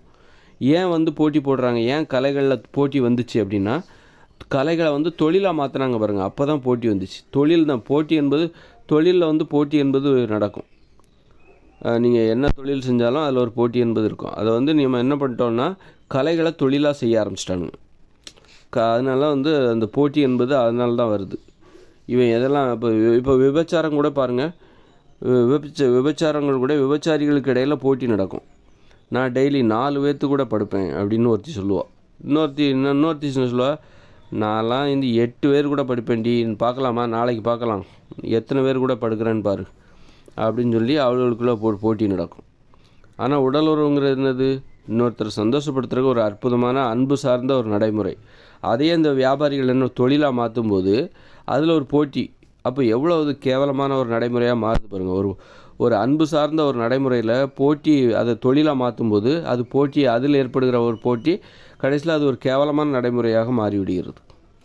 ஒரு கணவன் மனைவி அன்பு உண்மையை அடிப்படையாக கொண்டு ஒரு மனித வாழ்க்கையில் உள்ள ஒரு நடைமுறை, ஒரு அன்போட வெளிப்பாடு அது. அதையே வியாபாரிகள் என்ன பண்ணுறான், அதையே தொழிலாக மாற்றும்போது அதில் போட்டி போட ஆரம்பிச்சிடான். நான் 10 பேர் கூட படுத்த வேண்டி, சின்ன வயசாகி போச்சு, நான்லாம் என் சின்ன வயசில் 10 பேர் கூட படுத்தவன், 10 பேர் அப்படின்னு சொல்ல ஆரம்பிச்சிருவாங்க. அந்த மாதிரி ஒரு மனப்பான்மை இப்போ அங்கே இருக்கும். நீங்கள் போய் கேட்டிங்கன்னா தெரியும்.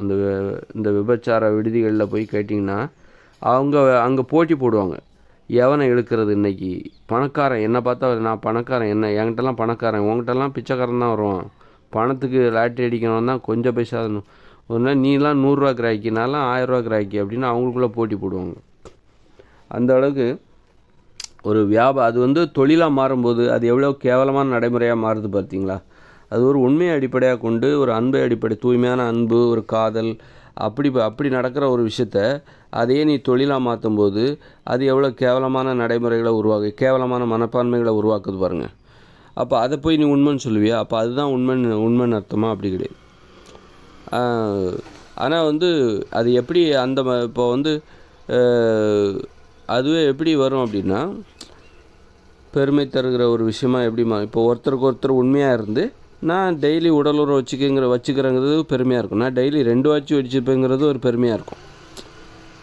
2 வாட்டி வச்சுப்பேன் என் மனைவியோட, நான் 2 வாட்டி என் கணவனோடையும், கணவன் மனைவி நாங்கள் 2 பேரும் சேர்ந்து 2 வாட்டி நாங்கள் உடலுறவு வச்சுப்போம். அது பெருமையாக இருக்கும். நாங்கள் 1 வாட்டி தாங்க வச்சுப்போம் அப்படிங்கும்போது அதை வெளியே சொல்கிறதுக்கே கஷ்டமாக இருக்கும். 1 வாரத்துக்கு 1 வாட்டியா? ஏன் நாங்களாம் டெய்லி வச்சுப்போமே அப்படின்னு சொல்கிறது பெருமையாக இருக்கும். சின்ன வயசில் கல்யாணம் ஆன புதுசில் அடிக்கடி ஒரு நாளைக்கு 2-3 வாட்டி வச்சுக்கிட்டோம். இப்போல்லாம் குறைஞ்சிருச்சு. 2 நாளைக்கு 1 வாட்டி, அல்ல 1 வாரத்துக்கு 1 வாட்டி. அப்போ இந்த மனப்பான்மை தான் இப்போ நிறைய வாட்டி நாங்கள் உடலுறவு வச்சுக்கிட்டோம் அப்படின்னு சொல்கிற அது வந்து பெருமையாக இருக்கும். நாங்கள் டெய்லி 1 வாட்டி உடலுறவு வச்சுக்கிறோம், கணவன் மனைவி இருவரும் சேர்ந்து டெய்லி 1 வாட்டி வச்சுக்கிறோம் அப்படிங்கிறது பெருமையாக இருக்கும். அப்புறம் இந்த மனப்பான்மை தான் அதில் வந்து அதை வந்து அதை உடலுறவை கொள்வதை வியாபாரமாக மாற்றும்போது, தொழிலாக மாற்றும்போது, நான் 10 பேர் கூட போனேன், டெய்லி 10 கஸ்டமரை சந்திக்கிறேன், டெய்லி 10 பேர் கூட நான் உடலுறவு வச்சுக்கிறேன், டெய்லி 4 பேர் கூட உடலுறவு வச்சுக்கிறேன் அப்படிங்கிறது அந்த மாதிரி பெருமையாக மாறிடுது. ஒரு கேவலமான பெருமையாக அது மாறிவிடுகிறது. அந்த வியாபாரம் என்பது இப்போ உடலுறவில் ஒரு போட்டி, இயற்கையான போட்டிங்கிறது என்னது? கணவன் மனைவி வந்து டெய்லி உடலுறவு வச்சுக்கிறது, டெய்லி 2 வாட்டி வச்சுக்கிறது, இதெல்லாம் இயற்கையான போட்டி, ஏற்றுக்கொள்ளக்கூடிய ஒரு போட்டி. இது வந்து நாகரிகமான போட்டி. இதனால் எந்தவித தீங்கும் ஏற்படாது. இது வந்து பெருமையானது. அந்த வியாபாரிகள் என்ன பண்ணுறான், இந்த போட்டியை அப்படியே தூக்கிட்டு போயிட்டு அந்த உடலுறவு கொள்வதை தொழிலாக மாற்றும்போது, நான் 10 பேர் கூட படுத்தேன், 4 பேர் கூட படுத்தேன் அப்போ யார் வின்னர்? நான் 12 பேர் கூட படுத்தா டெய்லி, இவ தான் வின்னர் அப்படின்ட்டு சொல்ல ஆரம்பிச்சிடுறாங்க. ஒரு போட்டி என்பது. அப்போ ஆனால் இயற்கையில் வந்து ஒருவருக்கொருவர் உண்மையாக இருந்து நீ எத்தனை டைம் நீ உடலுறவு வச்சுக்கிட்ட? ஒரு கணவன் மனைவி ஒருவருக்கொருவர் உண்மையாக இருந்து தினமும் நீ எத்தனை தடவை நீ உடலுறவு வச்சுக்கிட்ட? நீ டெய்லி 1 வாட்டி, டெய்லி 2 வாட்டி, இல்லை 2 நாளைக்கு 1 வாட்டி. இது ஒரு போட்டி. ஆனால் அது ஒரு நாள் முடியும். அதுக்காக வந்து போட்டி போட்டு ஒரு நாளைக்கு 10 வாட்டி பண்ண முடியாது. கணவன் மனைவி இருவரும் பிற கணவன் மனைவியோடு போட்டி போட்டுக்கிட்டு இவங்க ஒரு டெய்லி அதிக டைமில் பண்ண முடியும். உங்களால் எவ்வளோ முடியுமோ அதை தான் பண்ண முடியும். உன்னால் எதை முடியுமோ அதை தான் பண்ண முடியும். அதனால் அதை போய் நீ போட்டியாக மாற்றிடக்கூடாது. அப்படி தான் வியாபாரிகள் என்ன பண்ணிட்டான், விபச்சாரத்தை தொழிலாக மாற்றி உடலுறவு கொள்வதை தொழிலாக மாற்றும் போது அது விபச்சாரமாக மாறிடுது. அதுலேயும் ஒரு போட்டி நடக்குது. அப்புறம் மோட்டிவேஷன் பண்ணுவாங்க. அந்த புரோக்கர் என்ன பண்ணுவான், இன்னும் முடியும், உன்னால் முடியும் அப்படின்னு சொல்லிட்டு, உன்னால் முடியும், டெய்லி இன்னும் 2 கஸ்டமர் நிறைய பேர் வெயிட்டிங்கில் இருக்காங்க உனக்காக அப்படின்னு சொல்லி, இன்னும் உன்னால் முடியும், இன்னும் முயற்சி பண்ணு, உன்னால் இன்னும் எக்ஸ்ட்ரா 2 கஸ்டமர் அட்டன் பண்ண முடியும், அப்போ உனக்கு நிறைய பணம் கிடைக்கும், இன்சென்டிவ் ஊக்கத்தொகையெல்லாம் கிடைக்கும் அப்படின்னு சொல்லி வியாபாரிகள் என்ன பண்ணுறான், அந்த மனித வாழ்க்கையில் அதாவது வியாபாரிக்கு ஒரு கட்டுப்பாடு. நம்ம என்ன பண்ணுறோம், அவனை வந்து எதெல்லாம் வியாபாரம் பண்ணணுமோ, எதெல்லாம் வியாபாரம் பண்ணக்கூடாதோ, எதெல்லாம் தொழிலாக செய்யணுமோ, எதெல்லாம் தொழிலாக செய்யக்கூடாதுன்னு ஒரு கட்டுப்பாடை அவங்களுக்கு விதிக்கணும். வியாபாரிகளுக்கு வியாபாரிகளை என்ன பண்ணிட்டோம், நம்ம வந்து வீட்டை திறந்த வீட்டுக்குள்ளே நாய் நுழைஞ்ச மாதிரி அந்த நாயை வந்து எல்லா இடத்துக்கும் அந்த நாயை என்ன பண்ணோம், அடுப்பாங்கிற வரைக்கும் வந்துடும். அது மாதிரி தான் பெட்ரூம் அடுப்பாங்க வரைக்கும் வந்துடும். அது மாதிரி தான் வியாபாரியை வந்து தெருவிலே நிப்பாட்டணும். அவனை வீட்டுக்குள்ளெல்லாம் விட்டுருக்கக்கூடாது. வியாபார சிந்தனையை ஒரு வீட்டுக்குள்ளே விட்டுருக்கக்கூடாது. அந்த நாய் என்ன பண்ணுச்சுன்னா வீட்டுக்குள்ளே வந்து பெட்ரூமுக்கு எட்டி பார்த்தோன்னே அது வந்து வியாபார புத்தியில் தான் பார்க்கணும். அந்த வியாபாரிங்கிற நாய் இருக்காங்க பாருங்கள், அவங்க என்ன பண்ணுவாங்க, எதையும் பணமாக்கணும்னு தான் நினைப்பாங்க. அவங்களெல்லாம் தெருவிலே நிப்பாட்டியிருக்கணும். அவங்கள வீட்டுக்குள்ளே விட்டனால அது என்ன பண்ணுது, அப்படியே வந்து பார்க்குது. அப்படியே சமையல் ரூம் வந்தோடனே அதை ஒரு வியாபாரமாக மாற்றிருச்சு. சமையல் அது உணவு வியாபாரம். உணவெல்லாம் வியாபாரமாக பண்ணக்கூடாது, உணவை வந்து வியாபாரமாக மாற்றிருச்சு. அப்படியே பெட்ரூமுக்கு வந்தோடனே பெட்ரூமில் அந்த வியாபாரிங்கிற அந்த நாய் என்ன பண்ணுது, பெட்ரூமை எட்டி பார்க்குது. பெட்ரூமில் கணவன் மனைவி 2 பேரும் உண்மையாக இருந்து அவங்க உடலுறவு வச்சுக்கிட்டு இருக்காங்களா, அவங்க வியாபாரமாக உடனே அந்த வியாபாரிங்கிற அந்த நாய் என்ன பண்ணுது, அந்த உடலுறவு கொள்வதே தொழிலாக மாற்றி விபச்சாரம் பண்ண ஆரம்பிச்சிருச்சு. அதனால் அந்த வியாபாரிங்கிற அந்த நாயை தெருவிலே நிற்க வச்சுருந்தா இந்த மாதிரி பிரச்சனைலாம் வந்திருக்காது. கலைப்படைப்பு தானே. அப்போ இந்த வீட்டில் வந்து நல்லா ஒன்றா உட்காந்து பாட்டு பாடுறாங்களா, கதை சொல்கிறாங்களா, அந்த வியாபாரிங்கிற அந்த நாயை அதை பார்க்கும்போது அதையே தொழிலாக மாற்றிடுது. அந்த மாதிரி நம்ம இந்த இயந்திர அறிவியல் உலகில் எதையெல்லாம் தொழிலாக செய்யணும், எதையெல்லாம் செய்யக்கூடாது அப்படின்னு ஒரு கட்டுப்பாடுகள் வச்சுருக்கணும். வச்சுருந்தா மனித வாழ்க்கை மகிழ்ச்சியாக இருக்கும். பாட்டு கலைகளை, இந்த கலை படைப்பு திறனை தொழிலாக செஞ்சுருக்கக்கூடாது. அது மாதிரி விளையாட்டுக்களை தொழிலாக செஞ்சுருக்கக்கூடாது. அப்போனா அந்த மக்கள் மகிழ்ச்சியாக இருந்திருப்பாங்க. இன்றைக்கி மக்கள் வேடிக்கை பார்க்குறாங்க, விளையாட மாட்டேங்கிறாங்க. விளையாடுகிற மக்களுடைய குடியிருப்புகளில் விளையாட்டு மைதானங்கள் இல்லை, கலை கூடங்கள் கிடையாது. எல்லாத்தையும் வியாபாரிகள் தூக்கிட்டு போயிட்டான். வியாபாரிகள் தூக்கிட்டு போயிட்டு நம்மக்கிட்ட இருந்து பிடிங்கிட்டு போன அந்த கலைப்படைப்புகளை நம்மக்கிட்டே காமிச்சு காசு கேட்குறான். இன்றைக்கி விளையாடுவதற்கு இன்றைக்கி தனியார் மைதானங்கள் வந்துருச்சு. நீ இந்த மைதானத்துக்குள்ளே வந்து விளையாடணும் அப்படின்னா என்கிட்ட காசு கொடு, வருஷத்துக்கு இவ்வளோ காசு கட்டு, அப்போ தான் உன்னை உள்ளே விடுவேன்றான். அந்த அளவுக்கு ஆகிப்போச்சு விளையாட்டு. அதனால் நீ வந்து தொழிலாக மாற்றணும் அப்படின்னா அதுக்கு வேறு ஒன்று இருக்குது. நீ வந்து இப்போ ஒரு வண்டி தயாரிக்கிறாங்க, ஒரு வாகனங்கள் தயாரிக்கிறாங்க, வீட்டு உபயோகப் பொருட்கள், ஃப்ரிட்ஜு, டிவி, மொபைல், இதெல்லாம் தொழிலாக பண்ணு. ஆனால் அந்த பாட்டு பாடுறது இருக்குல்ல, கதை சொல்கிறது, கவிதை எழுதுறது, இதெல்லாம் மக்கள்கிட்ட கொடுத்துருவியா? இதெல்லாம் மக்கள்கிட்ட கொடுத்துருங்க. பாவம், அதை வச்சு தான் அவங்க மகிழ்ச்சியாக வாழ்வாங்க. அதனால் அதெல்லாம் மக்கள்கிட்ட கொடுத்துரு. அப்புறம் விளையாட்டு, இன்றைக்கி விளையாடாமல் இருக்காங்க. விளையாண்டா உடம்புக்கு ஆரோக்கியம், ஒரு போட்டி மனப்பான்மை. இன்றைக்கி அதையும் அந்த வியாபாரிகள் விளையாட்டை தூக்கிட்டு போயிட்டானுங்க. மக்கள் இன்றைக்கி விளையாடாமல் வேடிக்கை பார்த்துட்ருக்காங்க. அதனால் வியாபாரிங்கிற அந்த நாயை தெருவோடு நிப்பாட்டியிருந்தால் இன்றைக்கி நம்ம நல்லா இருந்திருப்போம். அந்த வியாபாரிங்கிற அந்த நாயை வீட்டை திறந்து போட்டு நம்ம பாட்டு போயிட்டு அந்த நாய் உள்ளே புகுந்து எல்லாத்தையும் வியாபாரமாக மாற்றிருச்சு. வியாபாரமாக மாற்றி இன்றைக்கி வந்து இந்த உணவு வியாபாரம் இருக்கலாம் பாருங்கள். உணவு வியாபாரம், ஹோட்டல், சுய ஒழுக்கம் இல்லாமல் போனதுக்கு காரணமே இந்த உணவை வியாபாரம் பண்ணுறது தான் காரணம். உணவை வந்து அவங்கவுங்க உணவை அவங்கவுங்களே சமைக்கணும். அப்போது இன்றைக்கி வந்து வீட்டில் பெண்கள் சமைக்கிறாங்க. பெண்கள் சமைக்கிறாங்களா, பெண்கள் நாங்கள் சமைக்க மாட்டோம் வீட்டில் அப்படின்னு சொன்னால், நீ சமைக்கலைன்னா நான் ஹோட்டலில் போய் சாப்பிட்டு போகிறேன் அப்படின்னா. இப்போ ஹோட்டல்னு ஒன்று இல்லைன்னா நீ என்ன பண்ணுவ? பெண்கள் சமைக்கலைன்னா நீ உன் உணவை நீ தானே சமைச்சாகணும். ஹோட்டல்னு ஒன்று இல்லைன்னா நீ என்ன பண்ணுவ? இன்றைக்கி ஹோட்டல்னு ஒன்று இருக்க போய் தான் இப்போ பெண்கள் வந்து நான் இன்றைக்கி சமைக்க மாட்டேன் அப்படின்னா பரவாயில்ல, நான் ஹோட்டலில் சாப்பிட்டு போகிறேன், ஜாலி, ரொம்ப ஜாலி, சூப்பர் சார் அப்படின்னு சொல்லிட்டு போயிடுறாங்க. ஹோட்டல்னு ஒன்று இல்லைன்னா நீ என்ன பண்ணுவ? நீ சமைச்சு தானே ஆகணும். பெண்கள் சமைக்கலைன்னா நீ தானே சமைச்சாகணும். அப்போ அந்த மாதிரி அவங்கவுங்க உணவை சமைக்கிறதுக்கு இங்கே மிகப்பெரிய தடைகளாக எதெல்லாம் இருக்குன்னா 2 தடைகள் இருக்குது. அவங்கவுங்க உணவை அவங்கவுங்களே சமைக்கணும். அதானே அப்போ இன்றைக்கி வந்து பெண்களை வந்து உணவு சமைக்கிறதுக்காக அடிமைப்படுத்துகிறாங்க வீட்டில். அப்போ அடிமைப்படுத்தி அவங்க என்ன பண்ணுறாங்க, அந்த வீட்டில் உள்ள பிறருக்கு தேவையான உணவெல்லாம் அவங்க சமைச்சு போடுறாங்க. நீ சமைக்கலைன்னா என்ன, எனக்கு வெளியில் போய் கூட நான் சாப்பிட்டுப்பேன், அந்த மாதிரி ஒரு நடைமுறை. அப்போ வெளியில் ஹோட்டல்னு ஒன்று இல்லை அப்படின்னா, உணவகம் அப்படின்னு ஒன்று இல்லைன்னா, பெண்களும் நாங்கள் சமைக்க மாட்டோம், நாங்கள் எங்களுக்கு தேவையான உணவு மட்டும்தான் சமைப்போம் அப்படின்னு சொல்லிட்டாங்கன்னா, அப்போ அவங்கவுங்க உணவை அவங்கவுங்க தான் சமைச்சாகணும், வேறு வழியே கிடையாது. அப்போது அவங்கவுங்க உணவை அவங்கவுங்களே சமைக்கணும், பெண்கள் இங்கே அடிமைப்படுத்தக்கூடாது அப்படின்னா இங்கே அவங்கவுங்க உணவை அவங்கவுங்க சமைக்கிறதுக்கு இங்கே 2 தடைகள் இருக்குது. ஒரு தடை என்னென்னா, பெண்கள் வந்து மற்றவங்களுக்கு தேவையான உணவை சமைக்கிறாங்களா அவங்கள முதல்ல நிறுத்தணும். அவங்க வந்து மற்றவங்களுக்கு தேவையான உணவை சமைச்சு மற்றவங்கள சோம்பேறியாக்கி அடிமைப்படுத்தி மனித வாழ்க்கையை நாசமாக்குனதுக்கு இந்த பெண்களுக்கு முக்கிய பங்கு அவங்களுக்கு மிகப்பெரிய விருதை கொடுக்கலாம். அதுமாதிரி 2வது இந்த உணவகம் நடத்தி என்ன பண்ணுறாங்க, உணவு நடத்துகிறாங்களா, அதுவும் என்ன ஆகுது அப்படின்னா அவங்கவுங்க உணவை அவங்கவுங்களே சமைப்பதற்கு தடையாக உள்ள மிகப்பெரிய நடைமுறை. வீட்டில் பெண்கள் சமைக்கலைன்னா நாங்கள் வெளியில் போய் சாப்பிட்டுக்கிறோம் அப்படின்னு சொல்லிட்டு அப்படி போகிறாங்கள. அதுக்கு அந்த ஹோட்டலே இல்லைன்னா என்ன பண்ணுவேன்?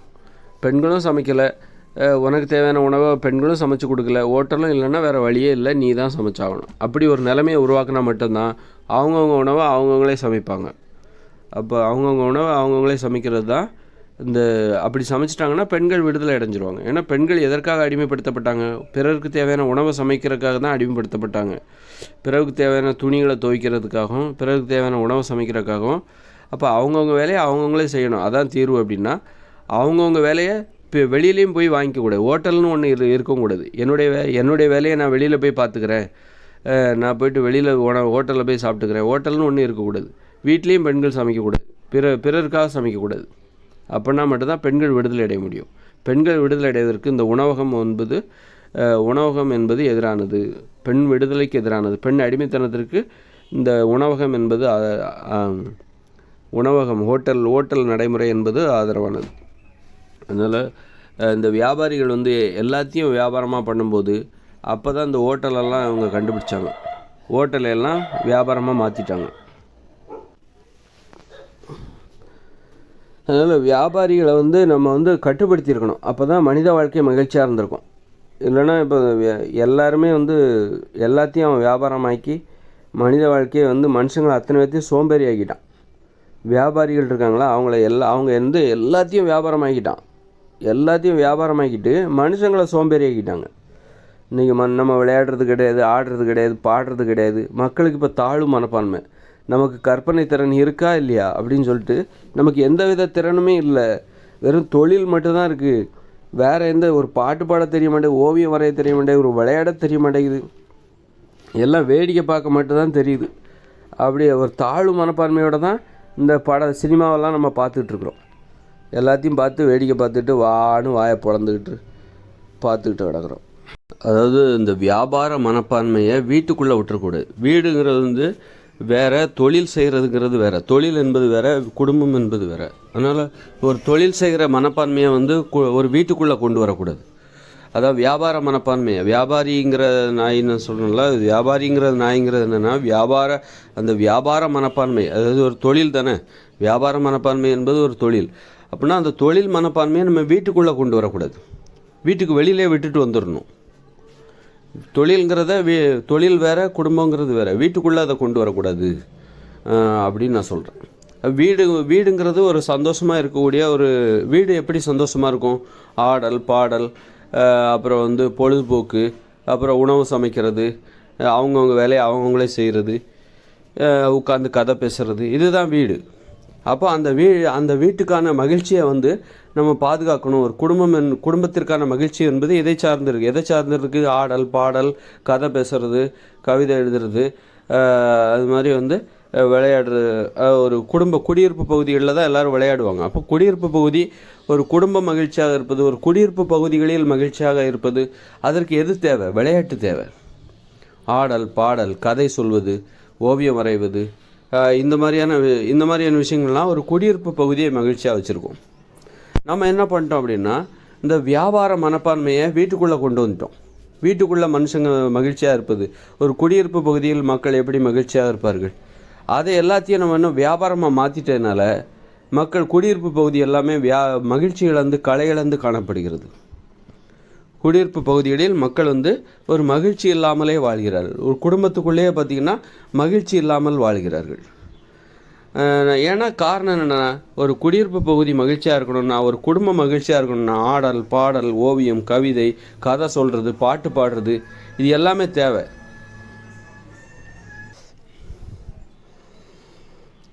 நாம் அது எல்லாத்தையும் என்ன பண்ணிட்டோம்?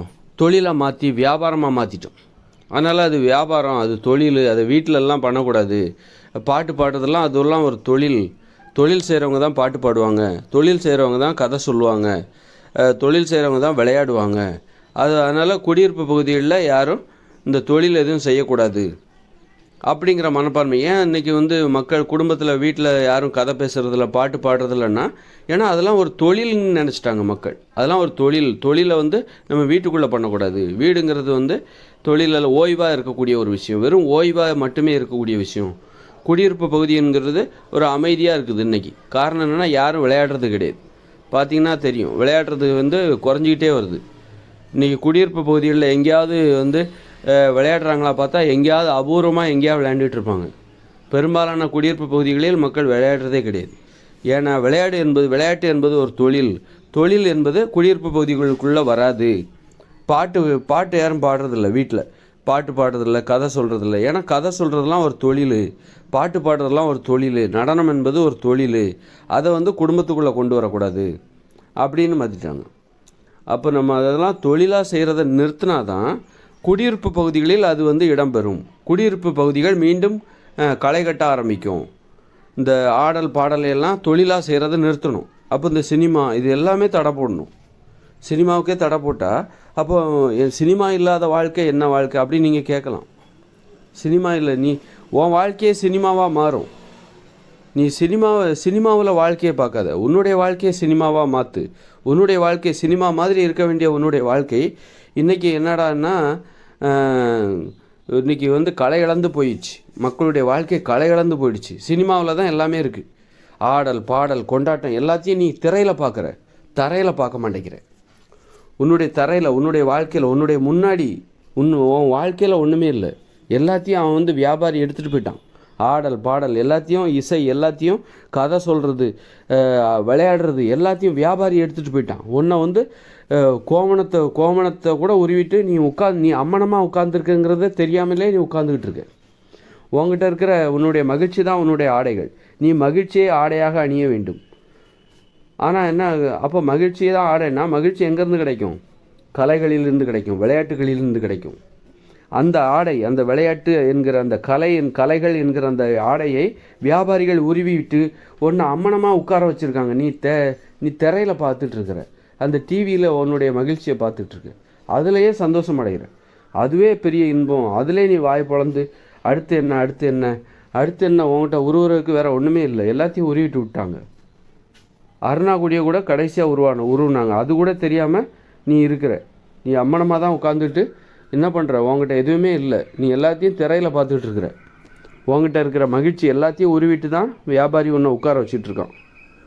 அதனால் வியாபாரிகளுக்கு ஒரு கட்டுப்பாடு, வியாபார மனப்பான்மைக்கு ஒரு கட்டுப்பாடு. குடியிருப்பு பகுதிகளில் குடும்பம் நடைபெறுகிற இடங்களில் அந்த தொழில் செய்கிற மனப்பான்மை வரக்கூடாது. நீ பள்ளிக்கூடத்தில் போயிட்டு நீ படிச்சுட்டு வரேன்னா புத்தகத்தெல்லாம் நீ பள்ளிக்கூடத்திலே வச்சுட்டு வா. வீட்டுக்கு வந்தால் ஆஃபீஸ் ஒர்க் எதுவும் பண்ணாத, பள்ளிக்கூட ஒர்க் எதுவும் பண்ணாத, வீட்டில் உட்காந்து படிக்கிறது எல்லாத்தையும் படிக்கணும்னு நினைக்கிறியா? நாளைக்கு தேர்வா, அதை பள்ளிக்கூடத்தில் போய் படி. நாளைக்கு தேர்வு, நைட்டு முழுதும் நான் படிக்கணும், காலையில் எழுந்துச்சி படிக்கணும்னா உடனே நீ பள்ளிக்கூடத்துக்கு போயிரு. அந்தந்த இடத்துல அந்தந்த செயலை செய்யப்பாரு. டாய்லெட்டில் தானே நம்ம வந்து மலம் கழிப்போம், அது மாதிரி சமையல் ரூமில் தானே உணவு சமைப்போம். அது மாதிரி நீ படிக்கணுமா? அது ஒரு தொழில். ஆஃபீஸ் ஒர்க்கா, அது ஆஃபீஸில் போய் பாரு. இல்லை நீ ரொம்ப முக்கியமான வேலை நான் வீட்டில் வச்சு பண்ணணும் அப்படின்னு நினைக்காத. நீ ஆஃபீஸ்லேயே தங்கிடு. ஆஃபீஸில் வச்சு தான் குடும்பத்தில் இதைத்தான் செய்யணும். குடும்பத்தில் என்னப்பா பண்ணணும்? சாப்பிட்டு தூங்கணுமா? அப்படி இல்லை. ஆடல் பாடல், குடியிருப்பு பகுதிகளில் விளையாட்டு. அப்போ இதெல்லாம் குடியிருப்பு. அப்போ தான் குடும்பம் என்பது களை கட்டும். குடும்ப அமைப்பு என்பது களை கட்டும். கூட்டு குடும்ப அமைப்பு என்பது களை கட்டும். உறவினர்களோடு வாழணும் அப்படிங்கிற எண்ணம் அப்போ தான் வரும். இன்றைக்கி வந்து ஏன் வெளிநாட்டுக்கு போகிறாங்கன்னா ஒரு குடும்பமாக வாழ்வது மகிழ்ச்சியாக இல்லை. ஏன்னா ஆடல் பாடல் எதுவுமே கிடையாது. எல்லாத்தையும் வியாபாரி தூக்கிட்டு போயிட்டாங்க. இங்கே எல்லோரும் உட்காந்து அம்மனமாக உட்காந்துருக்கு. எதுக்கு போய்ட்டு வெளிநாட்டுக்கு போகலாம்? அப்போ நீங்கள் வந்து ஒரு குடியிருப்பு பகுதி விளையாட்டெல்லாம் வியாபாரமாக வைக்கக்கூடாது, விளையாட்டை தொழிலாகவே செய்யக்கூடாது. அப்படின்னா மக்கள்கிட்ட அந்த விளையாட்டை கொடுத்துரு. வியாபாரிகள்கிட்டருந்து அந்த விளையாட்டெல்லாம் பிடுங்கி மக்கள்கிட்ட கொடுத்துருங்க. மக்கள்கிட்ட வந்து விளையாட்டை கொடுத்துருங்க. அப்புறம் பார்த்தீங்கன்னா நீங்கள் வந்து கலைகள், ஆடல் பாடல் எல்லாத்தையும் வியாபாரிகள்கிட்டருந்து, சினிமா வியாபாரிகள்கிட்டருந்து பிடிங்கி மக்கள்கிட்ட கொடுங்க. அப்போ மக்கள் குடும்ப அமைப்பு களை கட்டும், குடியிருப்பு பகுதி களை கட்டும். அப்போ எதுக்கு வெளிநாட்டுக்கு போவான்? யாராவது வெளிநாட்டுக்கு போவானா? இன்றைக்கி ஏன் வெளிநாட்டுக்கு போகிறாங்க அப்படின்னா குடும்பம் என்பது ஒன்றுமே இல்லாத ஒரு விஷயமாக மாறிப்போச்சு. குடும்பம் என்பது ஒன்றுமே இல்லாத ஒரு விஷயம். குடியிருப்பு பகுதி என்பது ஒன்றுமே இல்லாத வெறுமை வெற்று காகிதம் போல் ஆகிப்போச்சு. கலைகட்டு அங்கே களை இழந்து போய் கிடக்குது. குடியிருப்பு பகுதிகள் நீ வந்து ஆடல் பாடல் கலைகள் விளையாட்டு இது எல்லாத்தையும் மக்கள்கிட்ட கொடுத்து பாருங்கள். அதை யாரும் வியாபாரமாக பண்ணக்கூடாது. இப்போ பாட்டு பாடுறதை யாரும் தொழிலாக செய்யக்கூடாதுன்னா அப்போ பாட்டையே மக்கள் மறந்துடுவாங்களா? மக்கள் பாட ஆரம்பிச்சிருவாங்க. ஏன்னா அது தேவை, அது வந்து ஒரு தேவை. இப்போ வந்து இருக்கிற ஹோட்டல் எல்லாத்தையும் மூடிட்டா மக்கள் இன்னும் பட்னியாக கிடப்பாங்க, வீட்டில் சமைக்க ஆரம்பிக்க போகிறாங்க. ஏன்னா உணவு என்பது ஒரு தேவை. அது மாதிரி இப்போ கிரிக்கெட் எல்லாத்துக்கும் தடை போட்டால் மக்கள் விளையாட்டே மறந்துடுவாங்களா? விளையாட்டுங்கிறது ஒரு தேவை. முன்னாடி மக்கள் விளையாண்டுட்டு இருந்தாங்க. மக்கள்கிட்ட இருந்த விளையாட்டை தான் பிடுங்கி அவன் வியாபாரம் பண்ணிக்கிட்டு இருக்கிறான். அப்போ நீ விளையாட்டுக்கு கிரிக்கெட்டுக்கு இந்திய அளவில் கிரிக்கெட்டு ஒலிம்பிக் போட்டி இதெல்லாம் நீ தடை பண்ணிட்டா மக்கள் விளையாட ஆரம்பிச்சிடும். அந்த உலகத்தில் இருக்கிற 800 கோடி பேரும் விளையாடுவான். இன்றைக்கி என்னென்னா 1 கோடி பேர் தான் இந்த விளையாடுறான். அவனை எல்லாத்தையும் கிட்டத்தட்ட 800 கோடி பேர் வேடிக்கை பார்த்துட்ருக்கானுங்க. 800 கோடி பேர் சோம்பேறியாக இருக்கிறது முக்கியமாக, 1 கோடி பேர் விளையாடுறது முக்கியமாக, அல்லது 800 கோடி பேர் விளையாடுவது முக்கியமாக? அதனால் இன்றைக்கி 800 கோடி பேர் மகிழ்ச்சி இழந்து கலை இழந்து போய் இருக்கிறாங்கன்னா அதுக்கு காரணம் அதை வியாபாரமாக மாற்றினதுக்கு தான் காரணம். அதனால் வியாபார மனப்பான்மையை நீ குடியிருப்பு பகுதிகளுக்குள்ளே கொண்டு வராத, இந்த குடும்பத்துக்குள்ளே கொண்டு வராத. வியாபாரிங்கிற அந்த நாயை வியாபார மனப்பான்மை என்கிற அந்த நாயை குடியிருப்பு பகுதிக்கு வெளியே விட்டுரு, வீட்டுக்குள்ளே கொண்டு வராத, குடும்பத்துக்குள்ளே கொண்டு வராது. அந்த நாயை உள்ளே விட்டால் அது எல்லாத்தையும் வியாபாரமாக்கிறோம், எல்லாத்துலேயும் வாய் வைக்கும். அது அந்த வியாபார மனப்பான்மை என்கிற அந்த நாயை நீ வீட்டுக்குள்ளேயும் குடியிருப்பு பகுதியிலையும் விட்டால் அது விளையாட்டுங்கிற அந்த பாத்திரத்தில் வாய் வைக்கும், உடலுறவு விபச்சாரமாக மாற்றும், அப்புறம் பார்த்தா ஆடல் பாடலில் தொழிலாக மாற்றும். இப்படி எல்லாத்தையும் அது தொழிலாக மாற்றி பணம் சம்பாதிக்கும். அது சம்பாதிக்கும். மனுஷங்க இன்றைக்கி ஒன்றுமே இல்லாமல் கோவணம் கூட இல்லாமல் அருணா கொடியை முதற்கொண்டு உருவிட்டு விட்டுரு அம்மனமாக உட்காந்து தான் நீ டிவியை பார்த்துட்ருக்குங்கிறது உனக்கு தெரியுதா? நீ டிவி பார்த்துட்டு இருக்கிறியே, நீ சோபாவில் படுத்து டிவியை பார்த்துக்கிட்டு இருக்க, நீ சோபாவில் அம்மனமாக தான் படுத்துட்டு அந்த டிவியை பார்க்குறங்கிற உனக்கு தெரியுமா? உங்கள்கிட்ட ஒன்றுமே இல்லை, எல்லாத்தையும் அவன் உருவிட்டு போயிட்டான். அதனால் நாம் ஏமாந்து போனோம். எந்த வகையில் மக்கள் வாழ்க்கை ஏன் மகிழ்ச்சி இல்லாமல் போச்சு? நாம் என்ன நினைக்கிறோம், இந்த உலகத்து மேலே பழிய போட்டுட்ருக்கோம், இயந்திர அறிவியல் ஒரு நிலை இப்படித்தான் அப்படின்னு சொல்லிட்டு. ஆனால் நம்ம பண்ண பெரிய தப்புலாம் என்னென்னு முதல்ல நீங்கள் தெரிஞ்சுக்கோங்க. நாம் எந்த வகையில் ஏமாந்து போனோம் அப்படிங்கிறத நீங்கள் தெரிஞ்சுப்போங்க. இப்போ கூட நீங்கள் மீட்டு எடுக்கலாம். இப்போ கூட இந்த கலை படைப்புத்திறன் அப்புறம் விளையாட்டு, இந்த ரெண்டையும் தொழிலாக மாற்றுறத முதல்ல நிறுத்து. மக்கள் மகிழ்ச்சியாக பரபரப்பாக வாழ்வாங்க, சூப்பராக மகிழ்ச்சி.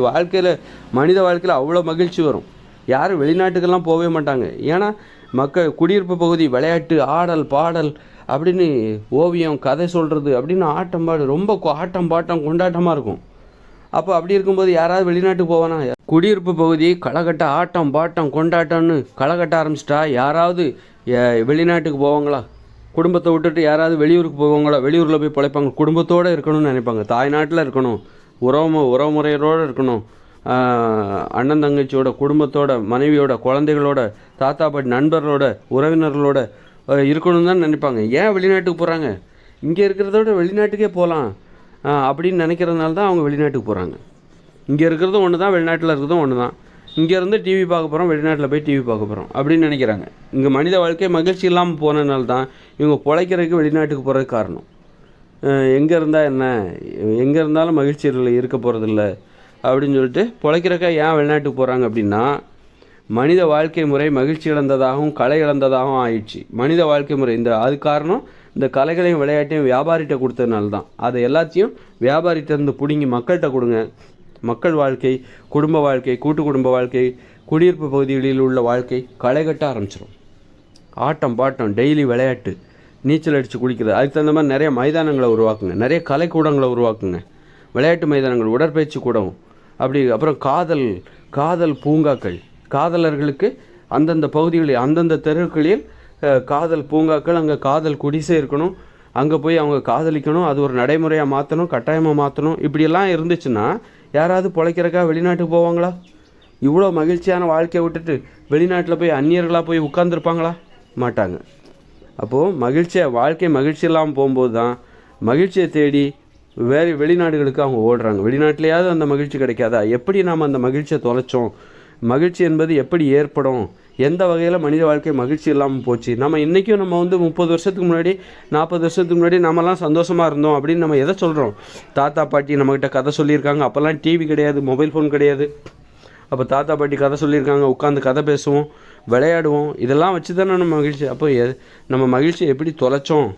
அப்போ இப்போ ஏன் நமக்கு மகிழ்ச்சியாக இல்லை அப்படின்னா இப்படி தான். இந்த கலைகளையும் விளையாட்டையும் வியாபாரமயமாக்குனதுனால தான் மனித வாழ்க்கை முறை என்பது மகிழ்ச்சி இழந்ததாகவும் கலை இழந்ததாகவும் ஆயிடுச்சு. அதனால் மகிழ்ச்சி தான் முக்கியம் அப்படின்னு நீ நினச்சன்னா, பணம் தான் முக்கியம், மகிழ்ச்சியை விட பணம் தான் முக்கியம்னு நினச்சன்னா நீ இப்படியே கண்டினியூ பண்ணு.